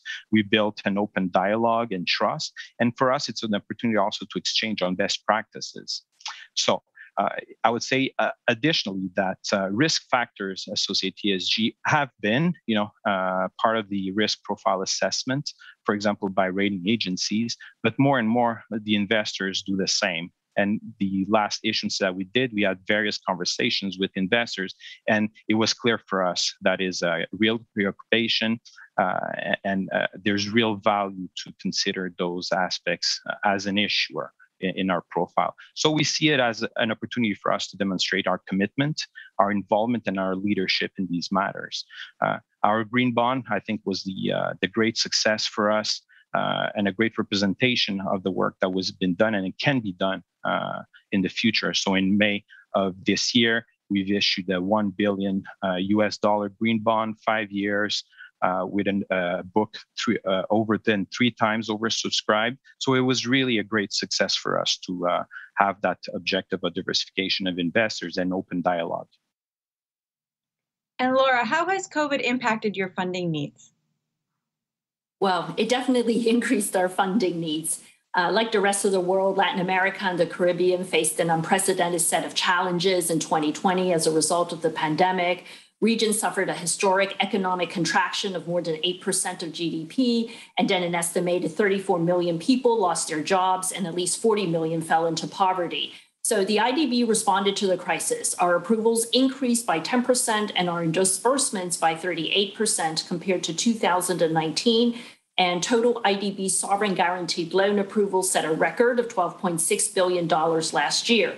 So we had a record borrowing program last year, and we continue to have a large borrowing program at $26 billion for this year. And our work to address the region's needs are such that during our annual meeting this year, the IDB's Board of Governors authorized analytic work regarding a potential capital increase. So if the capital increase were to go through, well, first of all, it will take a period of time. It's not like a capital increase happens overnight. It could take a period of 5 to 6 years, but we then would see continued levels of higher borrowing programs going forward rather than reverting to our pre-pandemic borrowing program sizes of around $20 billion or so. And Amaro, what have been the impacts of COVID on your funding needs? Yeah, CPQ is an asset manager per se, and we have a long-term investment horizon. And we benefit also because we have in place a robust, I would say, liquidity risk framework. So we're not typically exposed to very large liquidity outflows. And so luckily, liquidity wasn't an issue for CPQ in the past 18 months. We actually benefited from our well-diversified portfolio. Although, yes, some of the sectors in which we're invested had their challenges, but overall, I would say the portfolio performed very well in the context. So we had the ability to deploy several billions of dollars in various markets, being stocks and bond markets, right after the market correction, which contributed to our performance. So although we didn't have per se additional funding needs related specifically to the COVID, we kept an active presence in the market, which is what we intend to do so in the future. So back last year, we were able throughout the year and even within the worst part of the crisis to maintain pace. So we've issued 2 benchmark-sized term notes for a total of $4.5 billion US. So although from Treasury perspective, we didn't impact much, it didn't impact much our funding needs, we still see ourselves as bringing an important role that we play to support CPQ's initiatives with our debt programs. Our debt programs obviously provide a tremendous flexibility, so we can continue to deploy our long-term strategy across different asset classes. It's always a great tool for us to optimize portfolio construction and efficiency when it comes to liquidity management.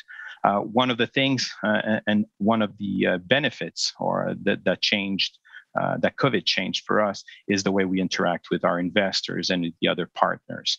We went with virtual roadshows, virtual meetings with different partners, investors. So I would say that facilitated, we had a much easier reach and simplified conversations throughout these periods. And I think part of these types of conversations through these new medias will remain. Hopefully we'll have, opportunities to meet people again face to face, but I think it brought good changes for as a whole when it comes to your relationships. And Laura, where do you see how do you see the long-term impacts of COVID on the activity of the Inter-American Development Bank and the bonds? Well, I think similar to what Amaro has already mentioned, increasingly, for now, we have recognized the scope of doing virtual roadshows as well as virtual conversations with investors. And so in that sense, part of that could be maintained even after we return to the new normal. And so subsequently, that would obviously help very much in terms of reducing greenhouse gas emissions, because you don't have to fly to go to far-flung places. So in that respect, I definitely can see a role for how virtual aspects, such as what we're doing now, could be maintained in terms of meeting with investors. And the other aspect is obviously the very increased focus, which the IDB has been doing for many years in terms of sustainability. And at the IDB, there also has been increasingly a focus in regards to climate resilience. And many of our projects are looked at focusing on climate resilience going forward. Wonderful. Thank you so much, both of you, for sharing with our audience today. We really appreciate your time. And thanks again, and enjoy the rest of your day. Okay. Thank you. Thank you very much. Good morning, everyone. My name is Theo Argytis. I am the team leader for Canadian Government and Economic News at Bloomberg. And I have the pleasure and privilege of speaking to Scott Wielding, the Minister of Finance for the great province of Manitoba. Minister, thank you for being with us this morning. Thanks a lot. Great to be with you. I'd like to go straight into talking about the pandemic. It's top of mind for everyone. And I know Manitoba had, maybe an extended third wave, but it's doing a lot better than maybe some other provinces, Alberta and Saskatchewan in particular, in this kind of current wave. Can you just give us an update of where Manitoba is as far as the pandemic is concerned, and what you think the outlook is for the province? Well, I think the outlook is good. We, first of all, have a really high vaccination rate. I think there's actually just over 86% of people that had one dose, and just over 80% that have had two dosages. So Manitoba's in a good spot in respect to that. You're right, we got hit pretty hard from the third wave. Other provinces have gone into a fourth wave. I think ours has just started, but we're nowhere near the situation that other provinces are in terms of the hospitalization, probably because our vaccination levels are quite high. And we also took some proactive measures right off the bat with a vaccine passport. So we introduced that earlier on in summer, and so that's really helped bode, I think, us well. But one thing with the pandemic, you just need to be cautious with it, and so we've taken a cautious approach with the fourth wave. So so far, so good. And if we do enter, if the province does enter a bit of a surge in cases, what type of response would you say that your government would have to that? Are we going to see lockdowns again? Is there appetite for that sort of thing in Manitoba? If you could, obviously there are a lot of unknowns, but if you could kind of provide any intelligence how the government would deal with a fourth wave, that would be great. Well, each of the waves have been so different, right? I mean, the first, second, and quite frankly, the third, you had very little, either none or very little vaccination rates. But now that we're in the realm where we have over 85, 86% of people vaccinated, the approach we're going to take is different. So right now, it's more, we're allowing people that get vaccinated more access to certain things. We have, as we probably have around the world, is more of a pandemic of the unvaccinated. So right now our approach would be more, vaccination passports, where you're able to go to movies and restaurants and places where you have close contact with vaccination passports. I don't think right now we're looking at any lockdowns. We wouldn't. We think that it's evolved a little bit.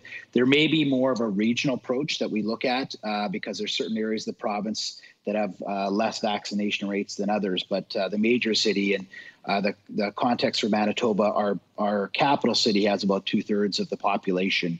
And so we have close to 88% of people vaccinated there. So a little bit different from some of the rural areas where the vaccination levels are a little bit lower. And Manitoba actually didn't have the contraction that other provinces had last year. That means that it's not going to have the bump up this year, maybe as some of the others have, because it didn't have that contraction. I'm wondering if you could give us some type of flavor of the sort of economic outlook that your government anticipates for Manitoba, not just this year, but in the coming years as well. Yeah, you're right. I mean, the contrast, from other provinces, we contrasted a little bit less than other provinces, and we're anticipating GDP growth to be somewhere around 5% for this year. It seems to be a little bit better than when we had forecasted for the budget. So that's where we see happening. Like other provinces, obviously the kind of industries that are close contact, those are the ones that are hit more. Obviously, people have talked about the K-shaped recovery and that sorts of some businesses. In terms of jobs, we lost about 90,000 jobs during the pandemic. About 78,000 of them have come back. Our labor force is around 654,000 or so. So the vast majority of the jobs have come back. And in fact, full-time jobs actually are at a higher level than they were prior to the pandemic. But what has lagged is kind of the part-time employment and sector-specific areas. What you are seeing in some areas, like with restaurants and stuff like that, they are looking for employees, and that's been a big factor over the last number of months or so. So that really has been the story. The rebound is good. Manitoba is fortunate that we've got actually the lowest unemployment rate in the country right now at 5.7%. Same thing with youth unemployment. It's the second highest, or second lowest rather, in the country, and female unemployment is third lowest as well. So in respect to that, those things are going quite well. I mean, would you say job shortages is actually a bigger problem than employment right now? In certain sectors, just some of the measures that were taken from the federal government, and a lot of the programs were very good. They complemented the programs the federal and provincial governments moved together, but that caused a bit of a glut, and there's people that have moved away from certain sectors, whether it be restaurants, kind of these types of sectors had been impacted more. So yeah, there is a case where a lot of restaurants are looking for people that work in those sectors right now. So that is a big issue right now. One issue that you hear about is the severe drought conditions in the prairies. That's having a bit of an impact on the provinces in the region, including your province. Can you tell us how that is impacting your province? Is that an area of concern? And is there anything you can do about it? Yeah. Well, what we try to do, and that's something that's really impacted Manitoba, Saskatchewan, and Alberta quite a bit, the drought-like conditions. So it really has two impacts. Number one, on agriculture and really livestock. So we work with the federal government to introduce an ag recovery program, some supports for farmers and producers, livestock producers that would be there. So that certainly has been impacted. We have gotten a little bit more rain over the last month, so we're hopeful that's going to make a big difference. The other area where it has an impact, Manitoba is a very robust in terms of our Manitoba Hydro or hydroelectricity power. So obviously with less water flowing over the turbine. So it's had an impact on the net income of our hydro electricity Crown Corporation. And so that's gone down. But what we tried to do and what we did in this budget is we put a lot more contingency in our budgets to address those types of issues if there was drought-like conditions. So far, so good. We had our Q1 report that came out just yesterday, in fact. And so we're pretty much on track. We're a little bit ahead of schedule, I guess, $34 million to just over $18 billion budget. So it definitely has some impacts. With Canada, there is, and all over the provinces have really robust agri kind of insurance types of scenarios that farmers tap into. Now with the farms, the yield is, although you're not maybe getting everything off the field per se, the prices are so high in certain areas. I think we should be fine in respect to that. But certainly livestock producers have been impacted dramatically, and the amount of net income from our hydro is something that we're watching.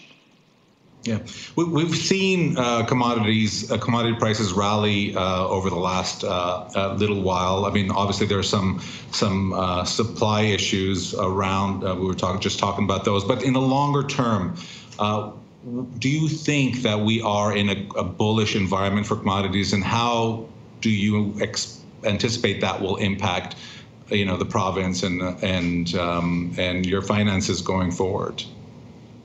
Well, right now we did, from a financial point of view, I think we're going to be on track. All the provincial governments put a lot of money away in contingency to address not just the pandemic. That's obviously the number one issue facing all provinces, but for the Western provinces, kind of the drought-like conditions. So I think we'll be fine on a basis in that respect. But, we really need to see how much, precipitation we get over the next 2 months. And that'll be the tail for the most part. But again, it had more impact on the livestock producers. But, the amount of money they're getting from, some of the crops have been higher. So I think they should be fine. But it's something we certainly need to monitor. We'll have to see how precipitation patterns happen over the next number of years with climate change happening. But we built enough in our contingencies from a government point of view to address those types of issues. So we're on track so far. So you just released your public accounts for the year ending March 31st, if I'm not mistaken. Can you give us an overview of what that year looked like? Yeah, we came in at our budget essentially when we tabled was just about a $17-18 billion budget, just to give you some context. And we finished with about a $2.1 billion deficit. Now, when we first came to office in 2016, we were left with a pretty big financial mess. So we worked really hard. In fact, the year just before the pandemic, we actually finally got into a surplus situation. And then obviously with the pandemic, all governments were moving, hundreds of millions of dollars for supports for, protecting Manitobans through the health and through schools, and then support programs. We invested, again, about just over $2 billion on these types of supports that are in place. Now, Manitoba, I think, fared fairly well with it. In fact, all of the provinces in Western Canada got some sort of credit rating downgrade. We're the only province that didn't get a downgrade with it. So, we think that our forecasts are pretty realistic. And what we really wanted to make sure is that we had a lot of contingency built in this year because there's just such a variation from what's happening with the pandemic. And so we put $1.2 billion in contingencies. We have quite a bit of that money left if we do have to take some other measures throughout the year of the contingency that we would normally have. We got about $450 million more of supports. That's just for the COVID-related supports. We also, as a province, have something called a rainy day fund. So it's, kind of a fund we tap into if there's some issues. We've got about $550 million there and some other contingencies we built into the budget. So we feel we're on track here in Manitoba. So what is the outlook over the next 2-3 years then? You had your budget in April. When you say on track, are you on track relative to the budget that you had released in April? I think that sees you as one of the provinces that's actually closest to balance in 2 or 3 years from now. Then I think in Canada, I don't know if there are any provinces that are closer than you are to that. So what is your outlook over the next 2, 3, 4 years in terms of the finances? Yeah, so we have a plan. Again, we finished with a $2.1 billion deficit. We're dropping it in this budgetary year to about 1.5, so that we're a little bit ahead of schedule for that. And then it correspondingly drops down. Now, I think all governments have had to really move a lot of heaven and earth, quite frankly, with the supports for individuals. What really has been important, I think has been missing with some other levels of government, is a plan to get yourself back into balance. So we put a plan to get ourselves back into balance over an 8-year time period. We actually put that in legislation. So you'd have to break the legislation to not do that. So it really is a pathway, a plan to get ourselves back into balance. Like all of the governments, the priority right now is to protect our citizens, Manitobans. But we do have a plan to get ourselves back into balance. If you look at our track record as a government for the first really 6 years coming to office, we initially had a plan when we came into office to get back into balance in a short period, and we finished 4 years ahead of schedule. So we do anticipate probably beating that 8-year time frame, but we do think it's realistic. So that's what's important nowadays is managing the finances in, quite frankly, a turbulent time, but have a plan in place of how you're going to do it, how you're going to get yourself back into a balance, taking into consideration promises that governments make. We've obviously got a promise to reduce some of our taxes and stuff. And so we baked everything in terms of our revenues that we would take into an 8-year time plan that we put into legislation. So we're extremely happy that we're on track for that. And can you tell us anything about how you're financing your deficits? Any changes in kind of duration or anything you see in the market that have you found particularly interesting or surprising in recent months? Well, of course, as everyone, when the pandemic started, obviously a lot of the provincial sub-sovereigns had issues obviously getting into the market, and obviously the Bank of Canada took some direct action, which I think has helped things out. If you talk about our borrowing plan, we're expected about $5.7 billion in our borrowing. A lot of it is refinancing. We, of course, are taking on $2 billion more in excess costs this year, so for the deficit component of it. And then we, through our Crown utility, Manitoba Hydro, the hydroelectricity, we had a very expansive program in terms of dam creation. And so those projects that have increased our borrowing capacity over the last number of years are pretty much completed or will be completed over the next number of months. So we do anticipate our net debt to GDP dropping off over the next 2 or 3 years when our borrowing capacity will go down. Really, net debt to GDP, it's made up of two things: your operating, deficits that you run, and so again, we got that 8-year plan to get ourselves back into balance. And our strategic infrastructure borrowing with dams and stuff is really leveling off. So I think you're going to see Manitoba at a high water level, going to be coming down at a pretty good amount of, pretty good pace over the next 2-3 years.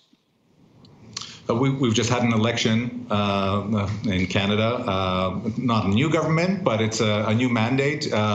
Do you anticipate any changes in terms of Fed-Prov fiscal relations over the next couple of years?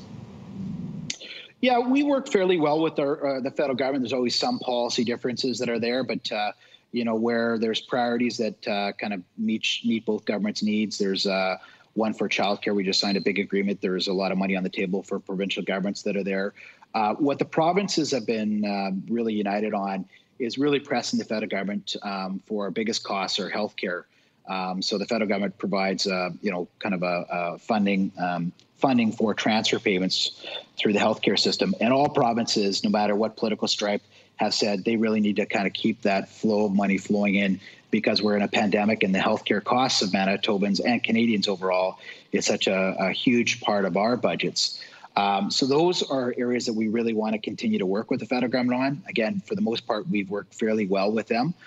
We also have worked well with the federal government on infrastructure projects, which we think will create some benefit and long-term benefits, but also create some short and medium-term job growth and economic growth that's there. So we really want to work with them on long-term healthcare funding and making sure infrastructure dollars get out the door, especially when we're we're trying to grow ourselves back out of the crisis, the financial and health crisis that all governments have been facing over the last year and a half to 2 years. We're running out of time, but I really want to ask you or talk to you about something I found really interesting, that that Manitoba is now home to the world's largest pea protein plant. Just opened up this year. I guess it's a major employer. Tell me a little bit about that investment and whether this is potentially something that is, food processing is something that, you expect will be a big source of investment for the province going forward. Yeah, it is. I mean, the agribusiness side, the food processing has just been huge. And obviously people are looking to eat healthier. You got Beyond Burgers and all these types of things that people are really just trying to be healthier, quite frankly.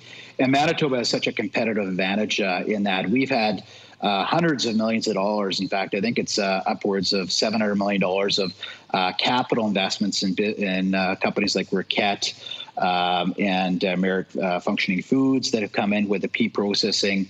And we have really tried to take this as a competitive advantage that Manitoba has.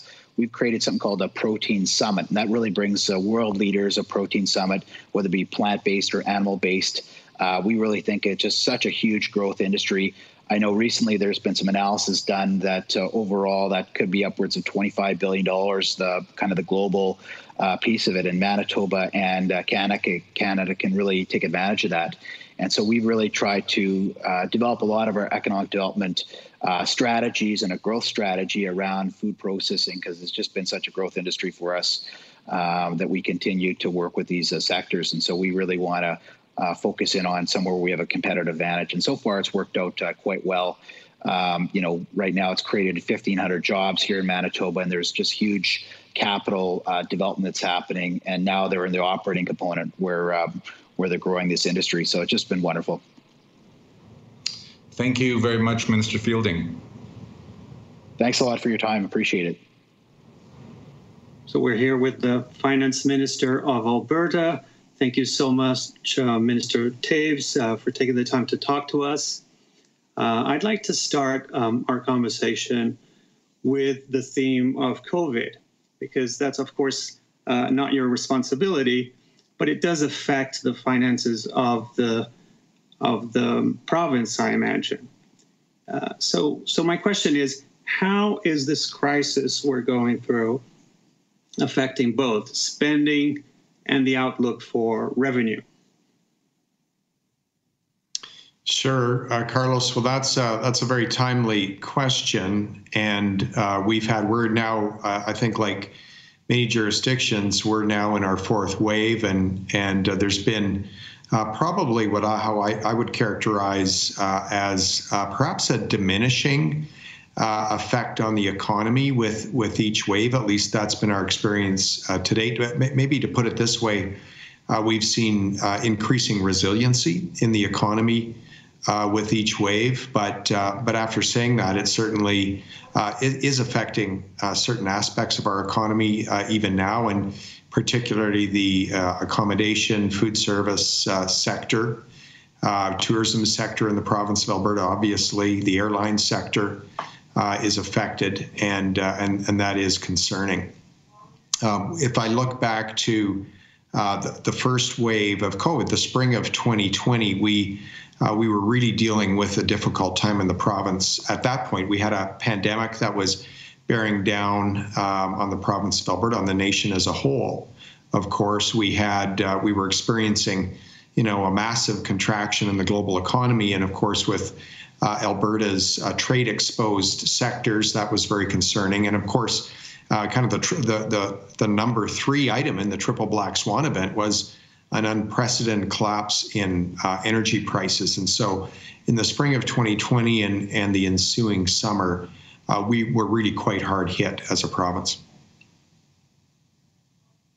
And this time around, does it not compromise because you have an improved outlook for the provincial budget that you posted recently. Is that changing in any way because of the impact of COVID? At this point in time, we have really factored in the reality that we are in a pandemic into our projections. And so back in February of this year, I presented Budget 2021. At that point, we projected 4.8%, which was relatively robust growth, but really a recovery from what we had lost the previous year, which was very significant. Recently, probably a month ago, I presented our Q1, quarter one fiscal update, and I can say that our economic prospects have improved. Certainly, it's also improved our fiscal outlook for the current year. We're projecting 6.7% real GDP growth for the current year, and that anticipates some continued bumps along the way with given the fact that we're still dealing with the pandemic. Understood. And of course, on the bright side for the province this year, oil prices haven't been this high since 2018, if I'm not mistaken. And will that speed up the path to a balanced budget? Will that be enough, more than enough, to offset the impact of the pandemic?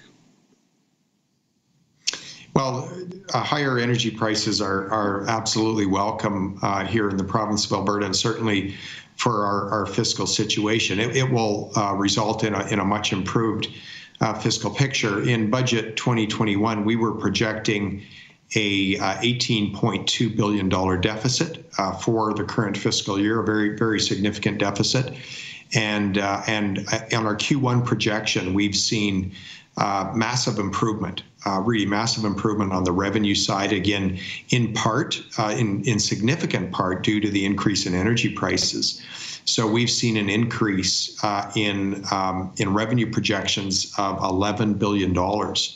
And so we're now projecting a deficit of approximately $7.8 billion for the current fiscal year. So much improved fiscal projection over the budget. Now, in terms of expenditures, we have set aside some contingency funds for dealing with the pandemic, as well as for dealing with the economic challenge that the pandemic has created. We set up a $1.25 billion health contingency. And again, that was earmarked to deal with additional pandemic costs and pressures.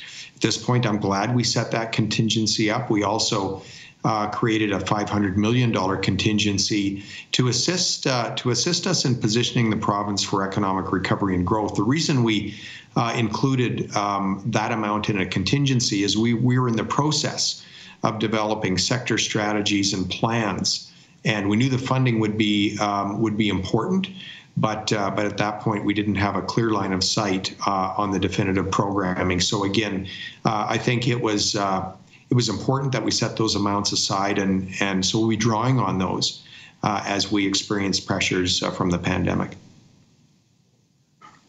I see.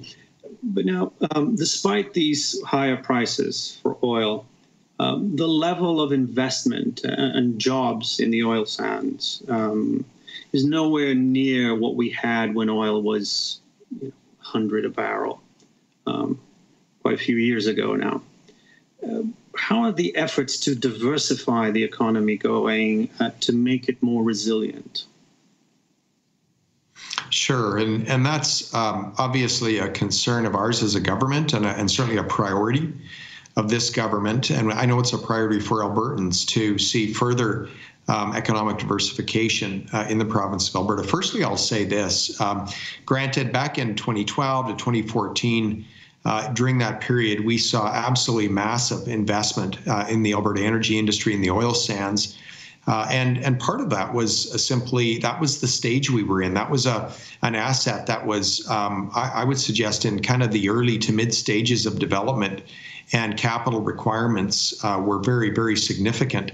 Fortunately, right now, we're benefiting from the production of that investment, and as well as the tens of thousands of jobs that continue as a result of that production.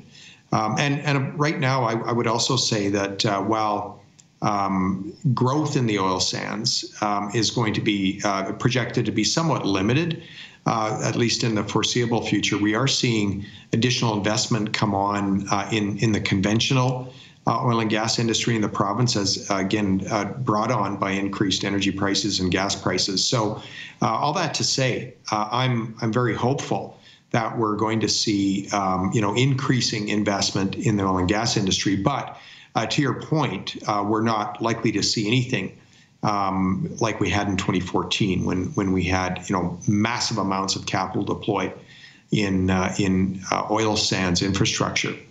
So diversification is important, and part of our economic recovery plan really looks to position this province for disproportionate investment attraction and economic diversification. So we came out with that economic recovery plan actually way back in July of 2020. It seems like a long time ago, and it was largely a framework at the time, a framework that included a reboot on regulatory reform, red tape reduction wherever possible, but certainly regulatory modernization, which we really viewed as critically important for investment attraction, to critically important to ensure the competitiveness of our particularly trade-exposed sectors, but our economy as a whole.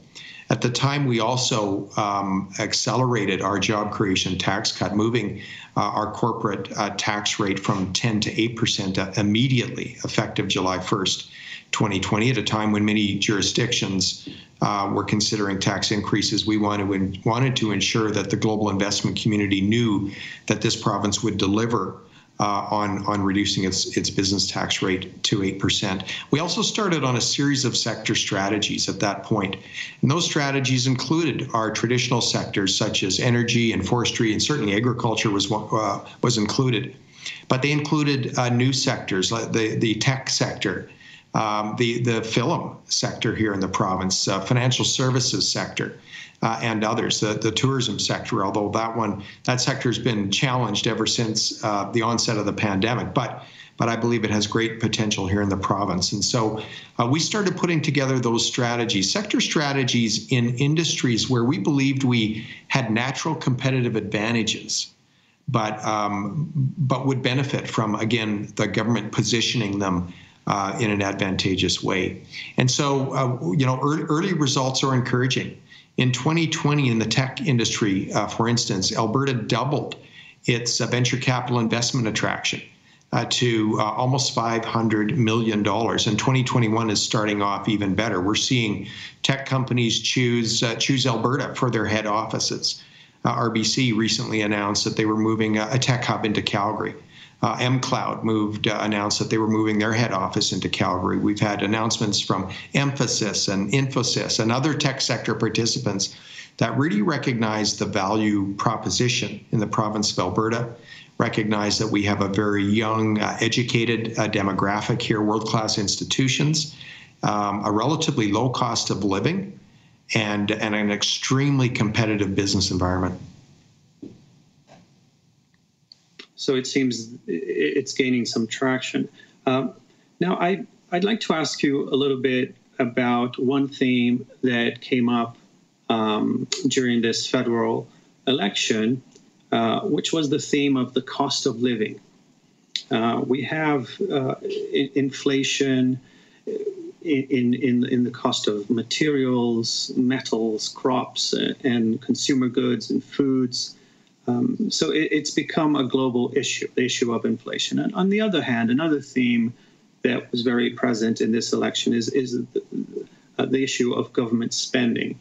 Even on the conservative side, there were people who agreed that some level of spending is necessary to help Canadians go through this crisis, this pandemic. Now, government spending plus inflation, isn't that a recipe for higher borrowing costs, higher interest rates? And from the point of view of Alberta, are you concerned about that, the cost of servicing the debt? Absolutely. If I wasn't concerned about the cost of debt servicing, I shouldn't have the role that I have in the province of Alberta. It's absolutely a concern. And I guess on a number of fronts, we're looking to deal with it. Firstly, from day one, as soon as we took office, we really worked hard to make good on our commitment to Albertans that we would bring responsible fiscal management to the province of Alberta. And while the pandemic and great economic challenge have necessarily required some additional spending, certainly in health, also in some business supports and relief, at the same time, we've also been focused on delivering government services most efficiently. In fact, we inherited a government spend that was over $10 billion higher than comparator provinces on a per capita basis. And the first fiscal plan that we presented carefully and thoughtfully over our 4-year term brought those costs down on a per capita costs to align with other provinces. We really believed that Alberta could no longer afford to be an outlier. And I'm happy to report that we continue to be on track with that plan. In fact, by 22-23, in other words, the next fiscal year, we start to see our costs of delivering government services start to fall within the range, per capita range of the other provinces. And in my view, that's absolutely critical. Of course, the other side of the equation, in my view, is to grow our fiscal capacity. And that's what our economic recovery plan is all about. It's about positioning the province for investment attraction and economic growth, and thereby growing our fiscal capacity. All of that, of course, will result in reduced need to borrow money, which impacts, of course, our exposure on the debt service side. But we really have seen a number of factors contribute to this inflationary environment. We've obviously central bank monetary policy over the last 2 years, stimulus spending from largely especially our federal government here in the nation of Canada, and at the same time, supply chain disruption has really created an environment that will encourage inflation. That's what we're seeing right now. Our projection is that in the current year that we're in, 2021, we're going to be looking at inflation rates of somewhere at around 3%, maybe slightly under, and that tailing down to just around 2.5%, 2.4% next year, and then dropping off to approximately 2%. A place where central bankers tend to like it. And so, economists that I talk to, many of them believe that the inflation issue we're dealing with now is transitory, that it will pass, but it is a concern, and it really validates the importance of responsible fiscal management. The other question I have regarding the elections is the relationship with the federal government. Are you going to try to reset that relationship following the elections? Now, what are the main issues you would like the federal government to help Alberta with? Well, look, we're going. Sure. We're going to work as constructively as possible with the federal government. In terms of Alberta's priorities, at a high level, I've been concerned with declining investment, actually in the nation, but especially in the goods-producing sectors, really right across the country. And we will be advocating for the federal government to bring in policy that will encourage productivity and improve our competitiveness, result in increased investment attraction, again, especially in the goods-producing sector. So that will be a focus of ours in our relationship with the federal government. That's certainly the way we're looking to position the province of Alberta right now. And we're concerned that if the federal government doesn't make that a priority, that the great prosperity that we've enjoyed as a nation may not be shared by future generations. And so that, to me, is a critical priority. Now, we also certainly want to work with the federal government on ensuring that the energy industry, the Canadian energy industry, is well positioned to be competitive. I think it's important that the energy industry in Canada, that there's recognition given to its great contribution to our economy right across the country. And it's an industry that is the most environmentally and socially responsible industry in the world. There will be demand for Canadian energy for decades to come.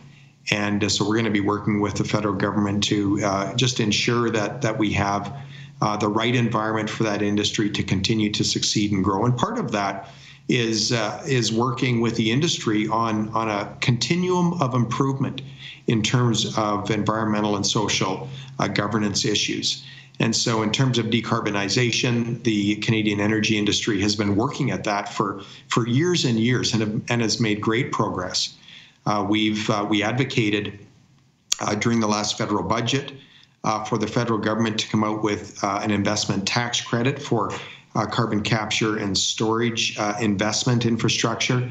And we were pleased that that was announced as part of the budget. We'll be working to ensure that credit is calibrated to be sufficient to encourage investment in that important infrastructure. Well, I'd like to ask you many more questions, Minister, but it seems we're running out of time. So I'd like to thank you so much for your time and this great explanation of the situation of Alberta right now in terms of its finances. Thank you very much. It's been my pleasure. Thank you, Carlos. Good afternoon. I'm Eric Martin. I'm correspondent in Washington covering the IMF, World Bank, and international financial institutions. We're here today for a discussion of sovereigns, supranational, and agencies for the Canadian Fixed Income Conference. And I'm joined today by three experts: Zauresh Zejeneva, funding officer of the International Finance Corporation, IFC, the private sector arm of the World Bank Group; Brandon Weening, Senior Vice President of Corporate Finance for OMERS, Ontario Municipal Employees Retirement System, Canadian Pension Fund, as well as Eusebio Garre, Head of Funding for IDB Invest, which is the private sector arm of the Inter-American Development Bank. I'm going to ask each of our panelists to give a brief introduction and then jump into some questions. Zauresh, would you like to start us off? Sure. Thank you, and hello, everyone. I'm Zauresh Zejeneva, funding officer with International Finance Corporation, and I've been working with IFC for 6 years, covering the North American market. Thank you. Brandon. Thank you. I'm Brandon Weening, OMERS Senior Vice President of Corporate Finance. I've been in OMERS for 3 years, and previous to that at Oxford Properties in our real estate arm doing financing there. Eusebio. Thank you, Eric, for the invitation to join this panel. I am Eusebio Garre, Head of Funding at IDB Invest. As Head of Funding, I am responsible for IDB Invest's global funding program and investor relation activities. Thank you so much. Zauresh, I'm wondering if you could each tell us a little bit about the mission, both within your particular role as well as the mission for your institution. Sure. So IFC's mission overall is to fight poverty and work on promoting the shared prosperity by providing loans and equity investments to businesses in emerging markets. So actually, IFC is, in fact, the world's largest development institution focused exclusively on investing in private sector. IFC, as you mentioned, is the member of the World Bank Group, but it is a separate legal entity with a separate balance sheet and separate funding program. It's a AAA rated issuer, and our annual funding program for the long-term funding runs between 12 and 14 billion, typically on an annual basis. So my mission and my role as a funding officer is to get the best funding for the corporation, is to promote diversification of our funding sources and broaden our investor base. And so as such, we are known as a frequent issuer of private placements that are being tailored to specific needs of investors, depending on a currency or a structure. So for instance, last year, we issued private placements in 28 different currencies, all in response to reverse inquiries from our investors. And at the same time, we also strive to maintain consistent presence in public markets, such as in the US, in the UK, Australia, New Zealand, and Canada as well. And with respect to the Canadian market, taking into account the size of our funding program, we were able to place in the Canadian dollar market between 500 and 750 million on an annual basis in recent years, and we target to continue expanding our investor base there. Gotcha. Thank you so much, Zauresh. Brandon, could you tell us a little bit about OMERS and your mission and objectives? Sure, happy to. So OMERS is an acronym for the Ontario Municipal Employee Retirement System. We are the exclusive pension provider for municipal employees in the province of Ontario, which is Canada's largest province, has about 14 million people as a population. We have about 500,000 members either active, retired, or deferred. And we are providing defined benefit pension plans to all of the employees of the municipal sector, including union and non-union, whether they be civil servants or an emergency personnel, whether they be part of local boards or electrical utilities, transit systems, and sometimes school boards as well. Our goal is to provide sustainable, affordable, and meaningful defined benefit pensions to all of those members for the long term, and we have that exclusive mandate through legislation by the province of Ontario. My role as a Senior Vice President of Corporate Finance is varied. I am certainly responsible for the team that oversees our funding program. We are an SSA issuer since 2019, AAA rated or one notch below, depending on the credit rating agency. And to date, we have 6 notes, about $8 billion Canadian outstanding. And so I lead the team responsible for that funding program, as well as for our credit rating and investor relationships. My role is broad enough to also include financial and regulatory reporting, procurement, forecasting and operating plans, as well as financial systems and financial operations more broadly. Okay. Brandon, thank you so much. Eusebio, could you tell us, please, about the mission of IDB Invest, as well as your role with IDB Invest? Absolutely. I am Eusebio Garre, and I am the head of funding at IDB Invest. I am responsible for IDB Invest's global funding program and investor relation activities.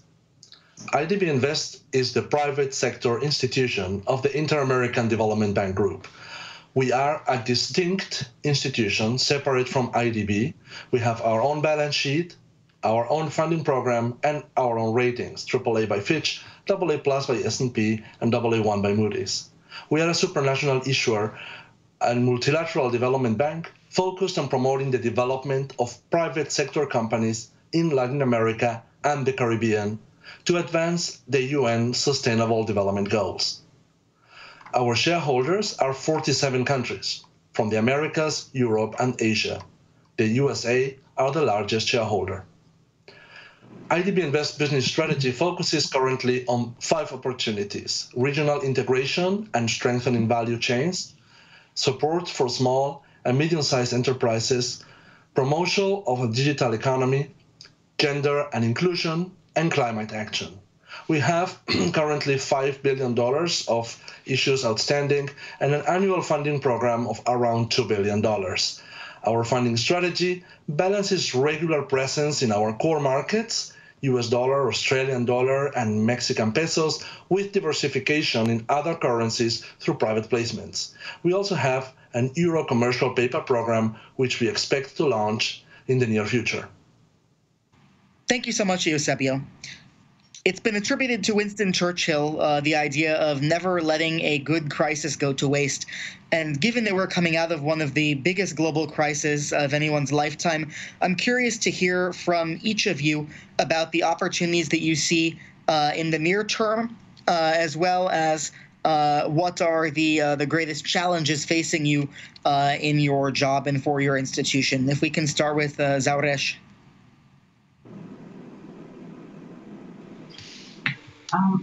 I would say that on the institutional level, the key challenge for us is helping our clients rebound from the pandemic. So our first emergency response was to provide $8 billion fast-track COVID-19 facility for our existing clients to provide them with liquidity to stay in business and to preserve jobs. And subsequent to this immediate relief action, the current challenge for IFC is to ensure that there's a resilient recovery for our clients, be it helping them with production of vaccines or distribution of vaccines, or unlocking some new investment opportunities. So resilient recovery for our clients and helping our clients to achieve it is probably one of the key challenges and opportunities for us as an institution. I would also say, from the institutional perspective, another challenge and opportunity is working on smooth transition to new alternative reference rates. IFC has developed a LIBOR transition plan and is implementing it in stages across the institution. So actually, starting from February this year, we swapped all of our issuance, all of our fixed rate issuance, regardless of the currency, to SOFR. And so as of today, from February as of today, we have swapped 7 billion of our new issuance to the new benchmark rate SOFR. At the same time, on the issuance front, we have been supporting the LIBOR transition with issuance of SOFR benchmark in June. And just a few weeks ago, in September, we issued the US 2 billion benchmark bond marketed and priced against SOFR in support of the SOFR First initiative and to embrace the new environment. So this actually has been a precedent in our segment, and it was actually interesting to be part of this interesting trade. We have received a very strong support from our investor base, and I'm happy to share that we observed no investor sensitivity to the use of SOFR as the new reference rate in pricing a new issuance, in pricing new fixed rate issuance. So I would say these are the two opportunities and challenges we're facing. Thank you, Zaresh. Brandon, are those some of the same opportunities and challenges that you see, or how is your institution experiencing this moment? Sure, Eric. I'm going to answer it just a little bit differently. And first, I'll talk about OMERS as an investor of the pension fund assets, and then around our financing program. So as an investor, we have investments in, of course, public equities and credit and fixed income, while we also have private assets in infrastructure, real estate, and private equity. And I would say we see opportunities in all of those asset classes, both within our existing book and across the globe, where we look to invest primarily in the United States, in Europe, and in the Asia-Pacific region, as well as, of course, Canada, here, our home country. As an issuer of debt, I'd say we see opportunity in just growing and maturing our program. I mentioned at the beginning that we started our program in 2019. We now have 6 bonds outstanding, but only across 3 currencies, 3 in US dollars, 2 in Canadian, and we did our inaugural euro issuance last year in 2020. During the height of the pandemic, I'll say. We see an additional opportunity to continue to increase in those currencies, but also to look into other currencies where OMERS already has natural investments, be it in pounds or Australian dollars, or perhaps some others that are out there. I'd say one of the challenges for us is, as a fairly newcomer to the SSA space, and a smaller one at that, we do 1 or 2 bonds a year in the spring of every year.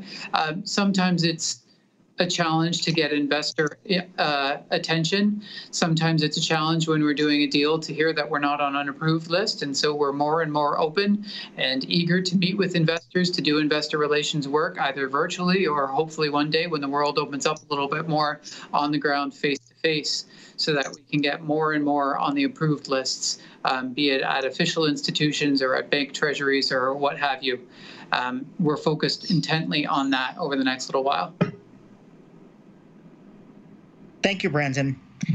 Eusebio, how is IDB Invest experiencing this moment in terms of both opportunity and challenge with its investment and issuance in the Americas? Well, while the rollout of vaccines and other measures have succeeded in mitigating the spread of COVID to some extent, the success has been uneven, and the forecasted return to normal is still nowhere near. So regardless, we do see economic growth picking up across the world, also in Latin America and the Caribbean. Having said that, this development is complicated by the resurgence of COVID cases, hospitalizations, and deaths with the rise of new variants of the virus. Government and central banks are trying a number of approaches to address the COVID risks while avoiding to shut down economies as it happened in 2020. Rising inflation across the world doesn't make the task easier, forcing central banks to tread carefully between the 2 goals of price stability and supporting economic growth. As an institution, IDB Invest set up a COVID-19 response program in 2020, the largest of $7 billion, the largest lending program in IDB Invest history, focused on mitigating the impact of the pandemic. in 2021, we focus on projects that help reignite the economy, create jobs, and improve the long-term prospects of the economies in Latin America and the Caribbean, especially from an environmental and social point of view. So far, the extremely low number of non-performing loans which we have seen among our clients seem to indicate that focusing on environmentally and socially responsible companies also helps deliver a superior credit performance. This growth of lending has allowed us to has given rise to opportunities on the bond issuance side. We have been able to issue 3 US dollar benchmark bonds in the last 18 months: a 2-year bond, a 3-year bond, both COVID-19 response bonds in 2020, and a 5-year $1 billion sustainability bond in February of this year, which was also the inaugural bond under our sustainable debt framework. This offers investors a full curve to price future deals of IDB Invest across different maturities. And another opportunity which came along with the pandemic for us as an issuer is that we moved on from a few in-person roadshows a year with a lot of travel to what we call the 24/7 roadshows. So we are now engaging with investors pretty much on a daily basis, certainly on a weekly basis with one or the other across the world. And the acceptance of the digital format, the video conference as an investor communication tool has made it possible for us to engage with many more investors and make ourselves known to the broader investor community. Okay. Thank you, Eusebio. What is, for each of you, your approach to ESG investing or to ESG issuance? And what is a final message that you would like for viewers of this panel today to take away from this experience? Starting with Zauresh.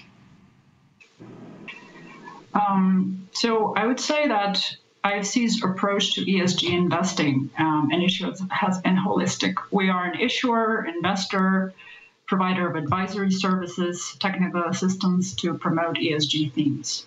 Basically, all of the projects IFC finances have to comply with our environmental and social standards that are viewed as one of the key ESG standards applied in private sector investments. And disclosure on our website is required for each project before the investment is made. Beyond investment, we also have a history of promoting ESG themes in the capital markets. We've been issuing green bonds since 2010, and we had our social bond program since 2017. And I can say that throughout all of those years, we've seen and contributed to development of standards and definitions. We've seen how involved investors became. We've seen how investors demand more transparency and disclosure with respect to expected impact. We've also observed how flexible and how responsive to the current economic environment this instrument can be, as we all witnessed a quadrupling of social bond issuance post the start of the pandemic. And I also want to mention that our approach to ESG issuance has always been based on the responsiveness to investor needs. So for years, we've heard from investors a request to share information. Let's say if I invest $1,000 in IFC's green bond, what can I actually report to my stakeholders in terms of the targeted impact? And so we listen to the investors, and in our recent impact reports, we provided those statistics. We provided some easy comparisons. So I would say that the message I want to relate to this particular topic is that such continuous dialogue with investors, as Eusebio mentioned, in a digital format and 24/7 basis or otherwise, is very, very important for us as an issuer, and it's also very important for development of ESG products in the capital markets. Thank you, Zaureš. We've got about 5 minutes left. I want to make sure we have time, Brandon and Eusebio, for each of you to address this final question. So let's go to Brandon. Sure. Thanks, Eric. I'll talk about OMERS as an investor, then as a debt issuer, and then I'll end with the closing comments. So as an investor, our approach to ESG is generally, it's grounded in 4 overarching principles. The first is integration. We integrate ESG considerations throughout the investment life cycle, be it at underwriting, through asset management or development or property operations, and then finally upon exit. It is not a one-time discussion or decision. It's throughout the life of the asset that while we own it. We also believe in engagement. We engage very frequently and very often with our investee companies. So as an investor in the public capital or in the public equity space, we use our proxy voting, and sometimes we'll have conversations with management and with boards as necessary or as considered needed. We will also engage through our infrastructure and private equity investments, through our seats on the board that we typically attain when we make investments there, and we will advance the cause of ESG through board discussions. And in our real estate arm, Oxford Properties, we engage with our tenants, with our co-developers or other partners, with those who contribute to the operations of the property to make sure that ESG considerations are again considered throughout the life of the property. In addition to engagement, we believe in collaboration. We practice collaboration through meeting and discussing and working with like-minded institutional investors across the globe to advance the standards around ESG, the regulatory reporting or otherwise, as well as to just generally advance the cause. One example of that is in 2020, our CEO, Blake Hutchison, joined with the CEOs of other major Canadian pensions, joined together in a statement calling for increased disclosure and information from investee companies around their ESG risks and otherwise, so that investors can make more fully informed decisions. And finally, our fourth approach is adaptation. We know that this space continues to evolve, so too does OMERS in its approach and monitoring that space. One example of the adaptation then links to our issuance. We've not yet issued a green bond or a sustainable bond. As I mentioned, we're fairly new to the scene in SSAs starting in 2019, but we do have a green and sustainable bond framework underway. We're working with a structuring agent and with a second party opinion provider as well, so that we can have that ready when the opportunity arises. In terms of final messages, I think what I'd like to let investors know is we are the exclusive pension provider for municipal employees in the province of Ontario. We operate independently of the province. We have our own governance structure. We limit our leverage to about 10% of the plan's net assets, so we maintain conservative leverage, and any debt that we're talking about under this SSA program ranks ahead of those liabilities. All of those factors combine to give us a AAA rating or one notch below. We're happy to meet with investors as we grow this program and as you look for additional names to add to your approved list. Thank you. Eusebio, the same questions for you. Thank you, Eric. Well, at IDB Invest, we are all about ESG. As a multilateral development bank, we pride ourselves of having a state-of-the-art impact management framework, which allows us to identify impact indicators for every project we finance and to map every project to the Sustainable Development Goals based on its specific impact indicators.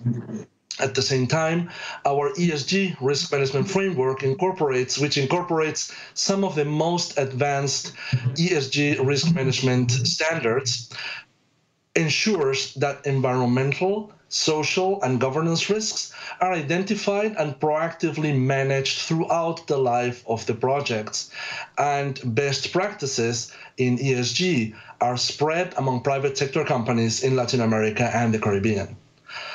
This year, we also launched our Sustainable Debt Framework, which links our ESG-centric lending and investing approach with our capital markets activities, allowing us to issue benchmark-size green, social, and sustainability bonds, issue bespoke deals targeting specific, narrower categories under our framework, catering to some investors' preferences, and issue a range of debt products, not just bonds, benchmarks, private placements, local currency bonds, commercial paper, targeting a wide range of investors. As a parting thought, what I would like the audience to remember from this panel is that IDB Invest bonds are a unique opportunity for investors to add diversification to their portfolios with high-quality bonds that have transparent environmental and social impact in economies in Latin America and the Caribbean. Eusebio, thank you so much for that perspective and for that insight. I'd like to thank all of you today for joining us for this SSA panel. And it was great to hear all of your insights. And I know that our audience will look forward to following up and learning more about each of your institutions following today's session. So thank you so much, Zauresh, Brandon, Eusebio. And thank you to everyone out there for tuning in and listening. Good morning. I'm Natalie Obico-Pearson, Vancouver Bureau Chief for Bloomberg News. Joining me today is British Columbia Minister of Finance, Selena Robinson, who was appointed in November of 2020 after overseeing the housing and municipal affairs portfolios. Nothing like taking over the finance portfolio in the middle of a pandemic. Welcome, Minister, and thank you for making the time today. Thank you very much, Natalie. And I'd like to just first of all acknowledge that I am coming to you from the territories of the Coast Salish peoples, in particular the Kwikwetlem First Nation. And there is nothing like becoming finance minister in the middle of a pandemic. The past 2 years have certainly been challenging. And here in British Columbia, of course, we've remained focused on protecting people, their lives, their livelihoods, and as well as we head into recovery, building a bridge to a sustainable and innovative and inclusive future. I'd like to begin today with your recently released first quarterly report.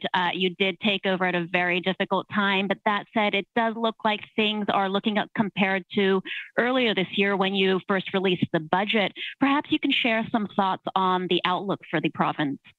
Well, thank you very much for that. And we've certainly, as a jurisdiction, we started and headed into this pandemic in good, fiscal order with a strong economy, and that really has made a difference in terms of how we have weathered COVID. And investing in people, investing in their livelihoods has paid off.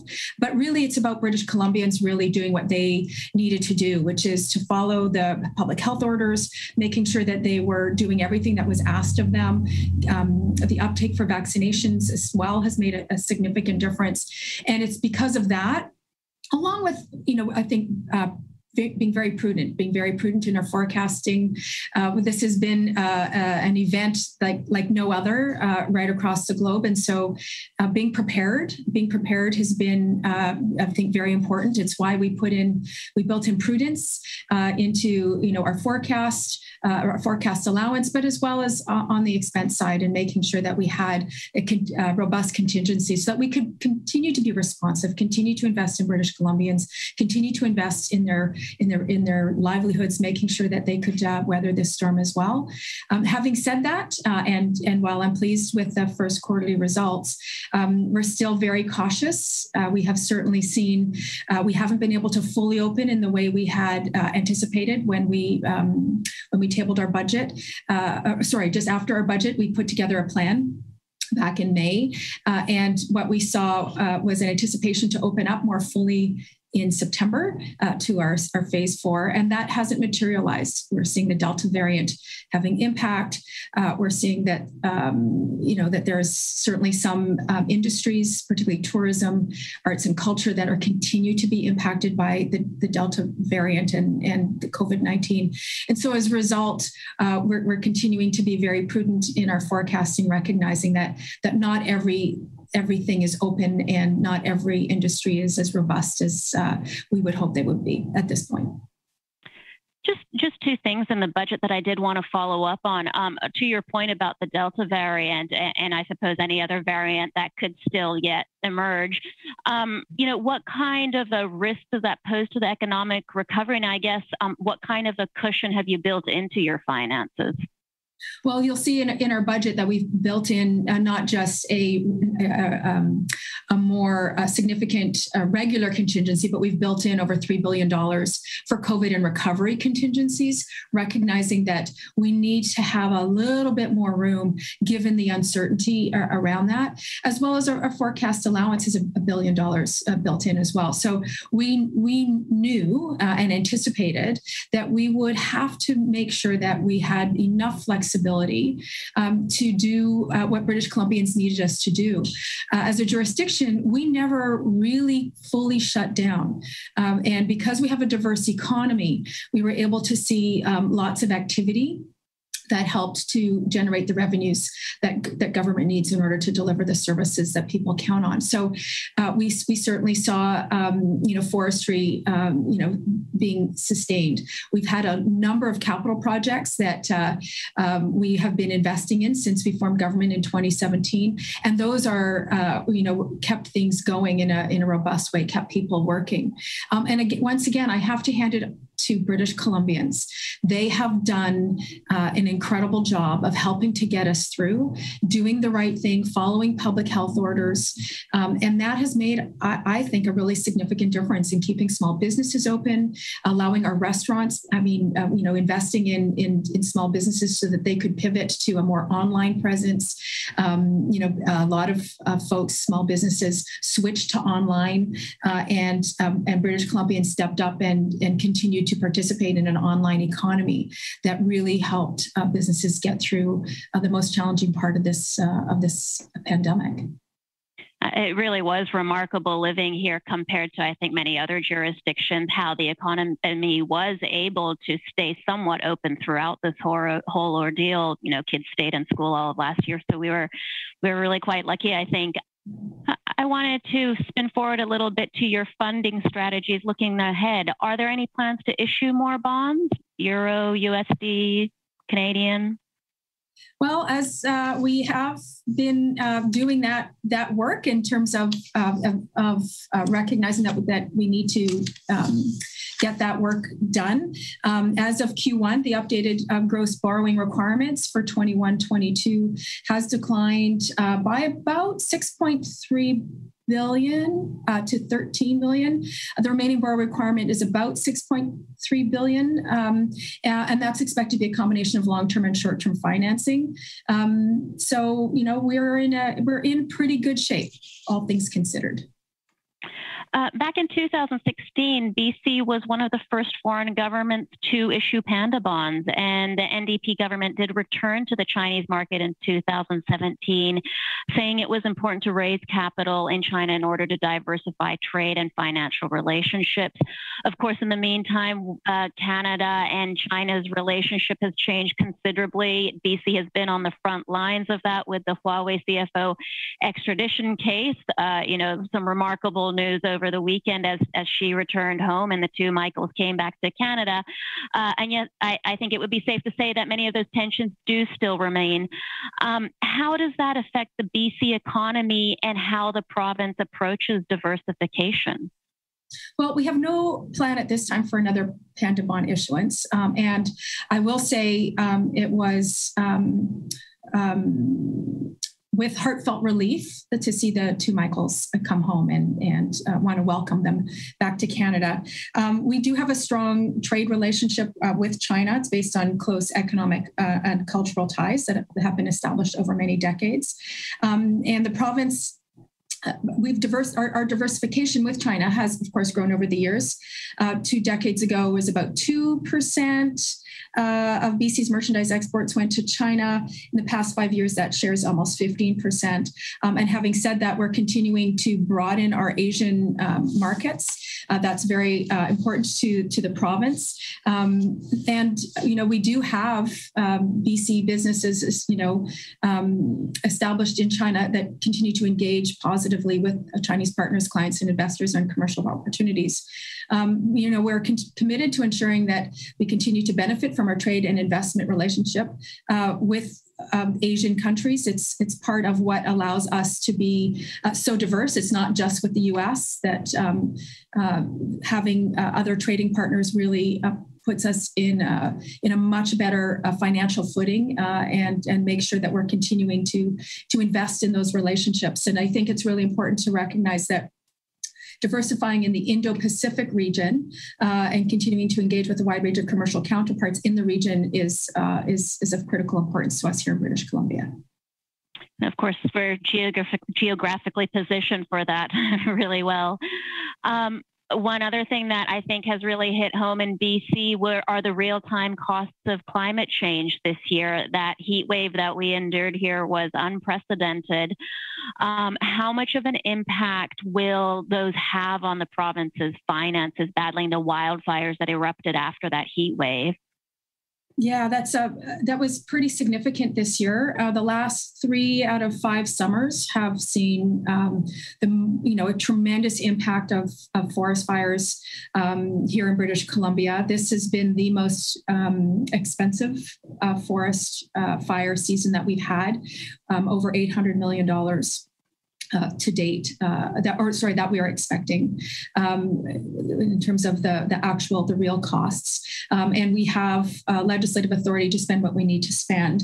And having said that, it is absolutely critical, and it's very much a priority of our government to certainly address climate change. It is real. We're seeing it around the world, that we need to be addressing the climate realities that we are all facing, not just for today and for economic costs, but for the future generations. And I think that is really being recognized around the world, but also, in economic terms, this is a significant challenge that we all are facing. And we're taking more than a dozen actions this year as part of a first phase of climate adaptation and climate preparedness and adaptation strategy to make sure that we have a significant prevention response to make sure that communities aren't affected in the same way that they've been affected, whether it's cleaning out our forest floors, controlled burns, making sure that we build up the resilience in our province so that we can better manage these sorts of risks. But also recognizing, and I'm just going to remember that, that goes for flooding as well. We've had a significant flood year in 2017, I believe it was, or 2018. And again, that too, we need to be better prepared for what's happening around the world with climate change. Right now, we have a public input is on the draft of the second phase of that strategy, the climate preparedness and adaptation strategy, to hear from the public. And this is about building partnerships. This is about making sure that we can enhance community resilience to floods and extreme heat, as well as other climate impacts. We need to protect our ecosystems. We need to protect ourselves. We need to protect the future for our children and our grandchildren.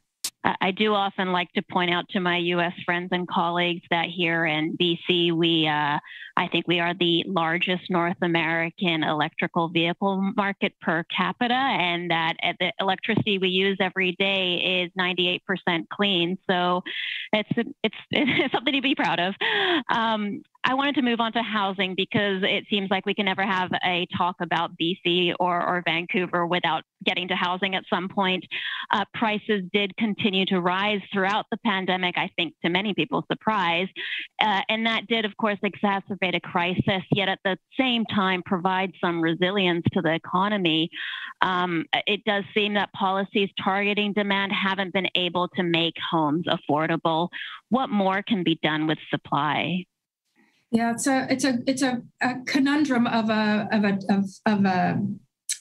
in this situation, given that revenues from housing sales was certainly helpful to the bottom line. Yet we continue to have a very expensive housing market here in British Columbia.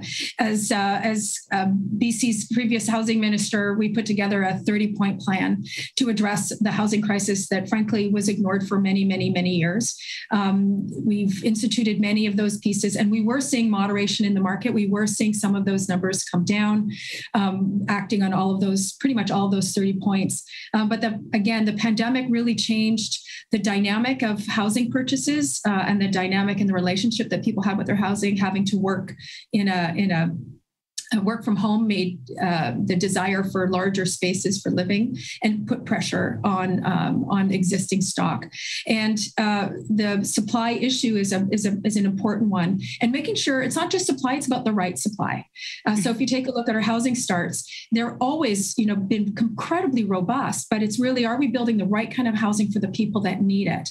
And that's really been a target of our government, is making sure that the right supply is being built. And that requires working with all orders of government. It means working with the federal government. It means working with local governments. They have a critical role here because they have the land use planning responsibilities here in British Columbia. And if they're not identifying lands for the right kind of housing, then it becomes really, really challenging. So it's incumbent on all orders of government to be working together. And that's very much a focus of our government in helping to build the right kind of supply for the people here in British Columbia. It's likely many parts of Canada might actually be looking to BC for lessons as well, since this problem sort of surfaced early here. Employment levels in BC are among the strongest in Canada, and the province fared better than employment-wise than many of its provincial peers during the pandemic. But it's often pointed out that wages here lag behind other urban centers in Canada, and certainly seem to be out of step with the living costs, especially the housing prices that we've just been talking about. How can the government address that quandary? Well, first of all, I just want to point out that StatsCan Labor Force Survey says that BC actually has the second highest average hourly rate among provinces at $30.44 an hour. So I'm not sure that that's quite accurate. Having said that, I think we recognize that there's with recovery starting, we certainly started to see people going back to work, and we are seeing incredible employment numbers that, again, no one was really predicting. And I think it's because we kept things buoyant, we kept things open. People were able to, I guess, move around the labor circuit and find work that was perhaps more stable, that better met their needs. Given, I think, through the pandemic, people's needs changed and people saw things, I think, a little differently. And so we've certainly seen some changes in the labor force. We've been analyzing and studying the labor market to better understand, how this pandemic has impacted them. Having said that, we know that BC is a desirable place to live. We also know that, upskilling people is incredibly important. Making sure that we are an inclusive society is also very much a value here in British Columbia. So investing in people, investing in their skills, investing in their education has been a very, very critical element of our economic recovery, and will continue to be an important part of our economic recovery, making sure that we have the labor force of tomorrow. We have incredible investment in the tech sector, for example, that is, I think, a real important component of continuing to diversify our economy. We have incredible activity happening right now in the forestry sector, and rethinking about how we are stewards of our forests, making sure that that industry is there for the long term.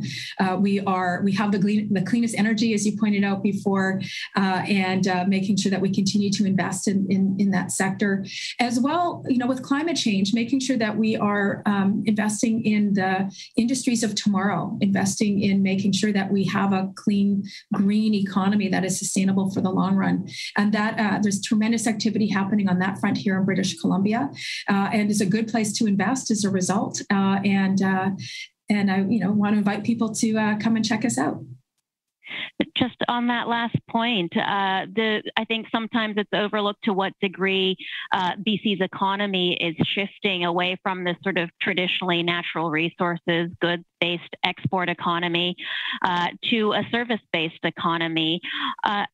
That said, some of the highest paying jobs traditionally were in the resource sector. As we see this shift to a service-based economy, what does that mean for wages in the region? The cost, that sort of going back to that quandary we were talking about, the cost of living here versus what jobs will pay. So I think we need to remember that it's more than just a service-based economy, right? We have a tech sector that is growing in significant leaps and bounds. Certainly, South Island and around the Victoria area, around Vancouver. We have a $100 million BC Tech Fund, which as a venture capital fund of funds. It invests in emerging technology companies, and the province. We've launched in BC, which is a new independent $500 million strategic investment fund, also to help promising companies grow while generating returns that benefit all British Columbians. We've made investments in agri-tech. So there's a real opportunity here that's just starting to burgeon. I was actually just at a farm last week out in Chilliwack, and they have a robot that milks all their cows.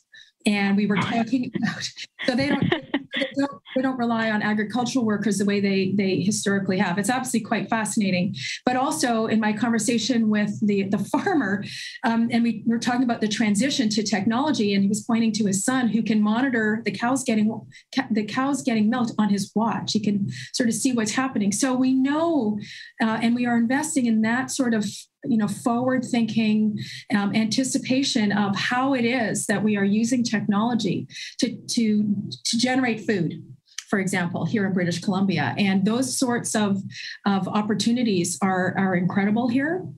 And that's part of, our thinking in terms of diversifying, in terms of making sure that we have a robust economy, that we have, it's a good place to live, it's a good place to work, it's a good place to invest, so that people have, good paying jobs that don't just serve us here in British Columbia, but that can be exported right around the world.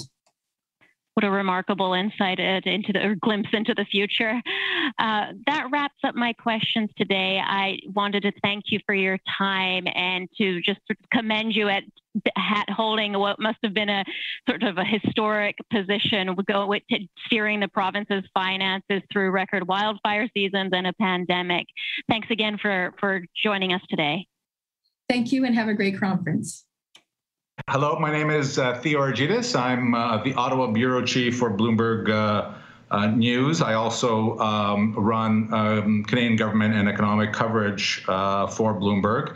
And I am with Nick Nanos, the Chief Data Scientist for Nanos Research Group, a couple of blocks away from here, or maybe a couple of buildings away from here.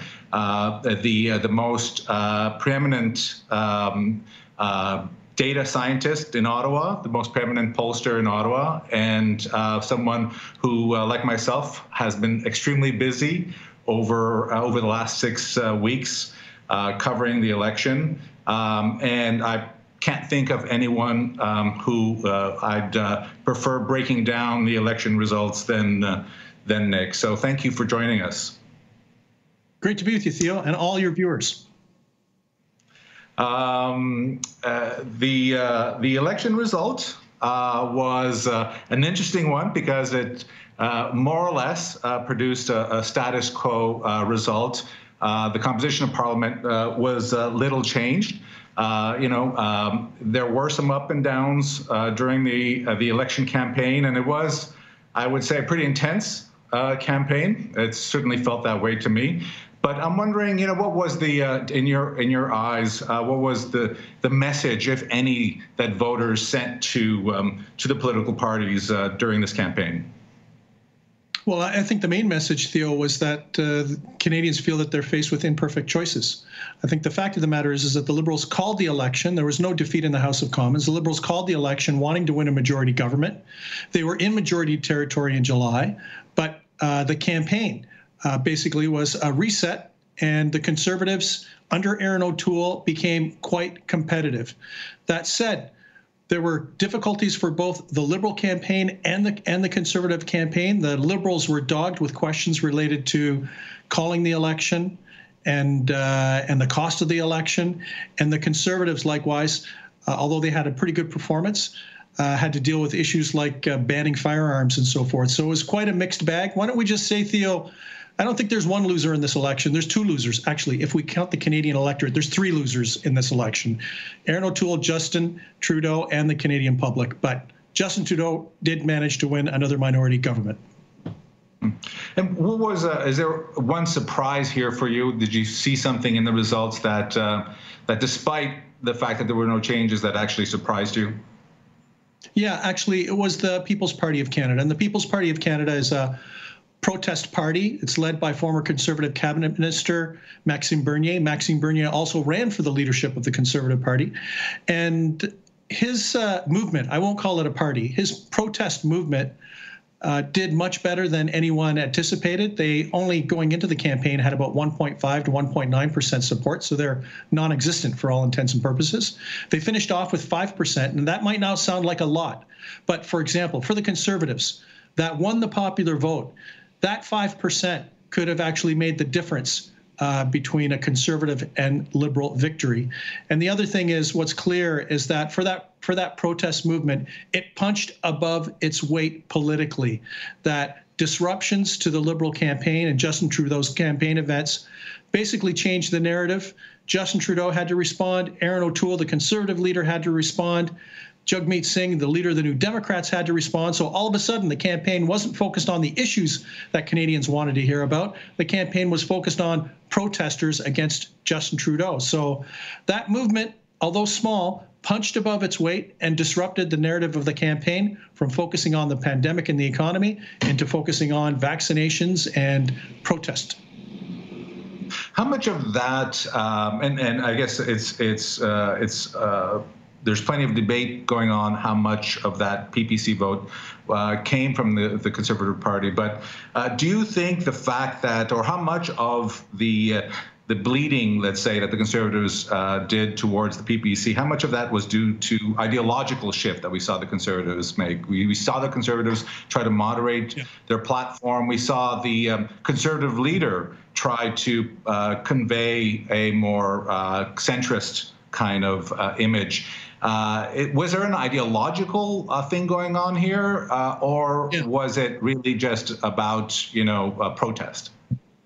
Well, actually, I call it a protest movement because it included a number of components, right? It was a bit of a coalition. People that are concerned or vaccine hesitant, people that are disappointed, don't like the federal parties, people that are upset at Ottawa, and also disaffected Conservatives that did not like the fact that Erin O'Toole was moving the Conservative Party more towards the center. But the fact of the matter is, although Conservatives will like to say that those folks aren't Conservatives, when we ask those People Party supporters, 80% of them would consider voting Conservative.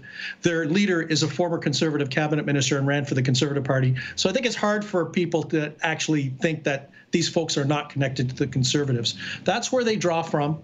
But it's a broader movement beyond disaffected Conservatives, because it also includes people who are disaffected and disappointed and angry at Ottawa and all the federal parties. That's why I think it's more of a protest party than something that's ideological, but it's a bit of a mixed bag. How about if we call it a popular front of protest that is both ideological, vaccine hesitant, and people that are just mad at the federal government? Yeah, I guess the flip side of that coin is the Conservatives kind of moving more to the center. The votes that they received from that shift didn't offset the votes that they lost, let's say, to their right. Is that what, I mean, clearly one of the big failures, if you want to call it that, for the Conservatives is that they just didn't break through in the Toronto region, really. Is that, I mean, how do you explain that? Is that, was that execution? Was there something more fundamental going on there? Why didn't Erin O'Toole and the Conservatives break through more in the kind of suburban, the suburban areas around Toronto and Vancouver, let's say? Yeah, well, Theo, the thing is that when we look at the trend line over the course of the election, there was one point in the election where in the CTV Globe Nanos tracking, we had the Conservatives actually 5 points ahead of the Liberals. That was at the beginning. This is when Erin O'Toole was exceeding expectations. He was a steady performer day in, day out in the campaign. He had actually come out to say that he was pro-choice, which was a big signal. He had also rolled out a pretty ambitious mental health platform in order to protect the Conservatives or defend on attacks from the Liberals on healthcare. And when that was happening, the Conservative numbers moved, and Erin O'Toole's brand personally improved significantly. But then there was a bit of a recoil effect. that started at least with the first French debate, where there was a bit of political skating, so to speak, by Aaron O'Toole, where on the issue of banning assault weapons, there was a spotlight put on the difference between what he was saying and what was in the Conservative platform, and the Conservatives had to make an adjustment there. And then what we saw was for Conservative strategists, the very unfortunate timing of Alberta Premier Jason Kenney, who's also a former Conservative cabinet minister, having to reverse himself on vaccination passports. That 1-2 punch basically took the wind out of the sails of the Conservatives. It's interesting to see they still won the popular vote. What might have happened if it weren't for those two events? And potentially maybe Aaron O'Toole would have done better. But the fact of the matter is, and this is my last point on this, the fact of the matter is that the Conservatives are awash. They picked up a couple extra seats in more progressive parts of the country, like Atlantic Canada. They picked up one in Quebec, for example, and also in Ontario. But it was offset by losses in what I'll say the Conservative heartland in the West. How close did they come to winning? The Conservatives or the Liberals? That's right, the Conservatives. The Conservatives. Well, what were the margins really? Yeah, well, the thing is, in most democracies, if it was a proportional vote, they would have won, because they did win the popular vote by a little less than 2 percentage points. But the challenge for the Conservatives is that the distribution of their support, the math and structure of the vote, did not favor them. In Western Canada, which makes up about 30 to 35% of all the ridings across the country, the Conservatives are exceptionally strong. They have large margins of victory. So compare that where in the prairies, where the Conservatives win by 5, 10, 15, 20,000 votes in a riding. Compare that to the Liberals that win a greater number of ridings by a larger margin. So the structure of the math behind the Conservatives means that to win an election, they realistically need 35% support, while the Liberals, you can see, won an election with 31% support, because the Liberal support was better spread in order to convert into ridings. So the one issue that people talked about certainly early on, or when Canadians were polled about kind of as important issues, was affordability. It did surface as a big issue in many ways throughout the campaign. But at the same time, the voters who are probably the most vulnerable to affordability issues in cities and suburban centers still voted for the Liberals. So how do you reconcile that? Did the Liberals actually have a concrete message on affordability, or was affordability not really as big of an issue as people thought? Like, how do you reconcile this idea about this being an affordability issue, but the Liberals not looking like they were particularly vulnerable on this issue? Yeah, well, the thing is that all of the major parties were falling over themselves on housing affordability and the cost of living. They all had competing visions for how to manage and control and make it a little easier for people to afford their rent. The thing is that, Theo, in the very first part of the campaign, we did a study, and the study suggested about 15% of Canadians were worried or somewhat worried about whether they'd be able to pay their rent or their mortgage in the next 30 days. That converts into about 4.9 million households, which explains why, when there's only 15 million voters, when 5 million households are worried about housing affordability, all the parties were all over it. I think what effectively happened was, because all of the parties had significant platform focus on housing affordability, even though they had different approaches, it's kind of like mutually assured destruction. They canceled each other out, was no advantage for any of the parties, and we defaulted to what I'll say past voting behavior. One of the outcomes potentially of this election, or certainly the status quo anyways, is you have a center-left party that is increasingly left, relying on even more left-leaning party to pass legislation, potentially shifting the government agenda even more leftward. What type of appetite do Canadians have for for kind of more left-leaning policies. How are we seeing a leftward shift in the political spectrum here? I think if there was an appetite for more left-wing policies, the Liberals would have won a majority. I think the fact, and we have to remember, Theo, the Liberals came in at around 31, 32%. So think of it this way. Almost 7 out of every 10 Canadians were yelling at their television set on election night that this government, you know, I found it surprising that Justin Trudeau on election night believed and said that he's received a mandate to continue what he's doing. The reality is that the vast majority of Canadians have voted against this government. It should be a bit of a wake-up call that it should be moderating its policies if it wants to at least be in sync with a greater number of Canadians. So, you know, I don't believe, you know, my personal view of Canadian values, because some people have said under Stephen Harper, Canada moved to the right. Other people believe that under Justin Trudeau, it's moved to the left. My research suggests that Canadian values are immutable. What do I mean by that? I mean that Canadians believe in hard work. They believe in respect for each other.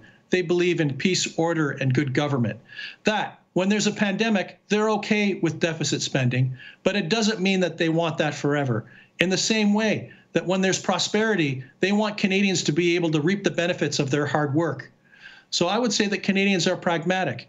Based on the situation, they can embrace either more right-wing policies or more left-wing policies because the vast majority of Canadians are in the center. Nick, running out of time, but I just really want to quickly go to our collaborative effort, the Bloomberg Nanos Canadian Confidence Index. And we've seen a trend over the last 5 weeks, really over the campaign, still elevated levels historically, but a sharp decline over the last 5-6 weeks to something that is a little bit closer to historical average. What do you see in that trend? Is that something to be worried about if you're monitoring the Canadian economy? Yeah, it should be worried. The Bloomberg Nanos Canadian Confidence Index actually showed negative pressure on confidence about 6 weeks ago. And, you know, the thing is, Theo, as you know, and all of the viewers know, that the Canadian economy registered a contraction of about 1.1% on an annualized basis in terms of the GDP. And inflation, there was a big inflation news during the course of the election. Our research suggests that Canadians are bearish, not bullish about the future when it comes to the future strength of the Canadian economy. Currently, it's on a negative trajectory. We don't know how much that's fed by the uncertainty politically. But, you know, the thing is right now, with a potential fourth wave, with an uncertain political environment, with inflation possibly on the rise and the economy potentially contracting as it tries to get through this pandemic, people are not bullish in terms of where things are going. And I would say it's a big amber light right now in terms of the future outlook. And when I say future outlook, say the 6-month view on the Canadian economy. Okay, thank you, Nick. Thank you very much for your time. Take it easy. Thank you very much, Nick Nanos, for joining us today. We really appreciate the opportunity to hear your insights on the election. And thanks to our audience for joining us for the first half of the day. We're now going to take a break, and we will return at 2 p.m. Eastern Time to hear more interviews and informative discussions on what's ahead in the fixed income markets. See you then.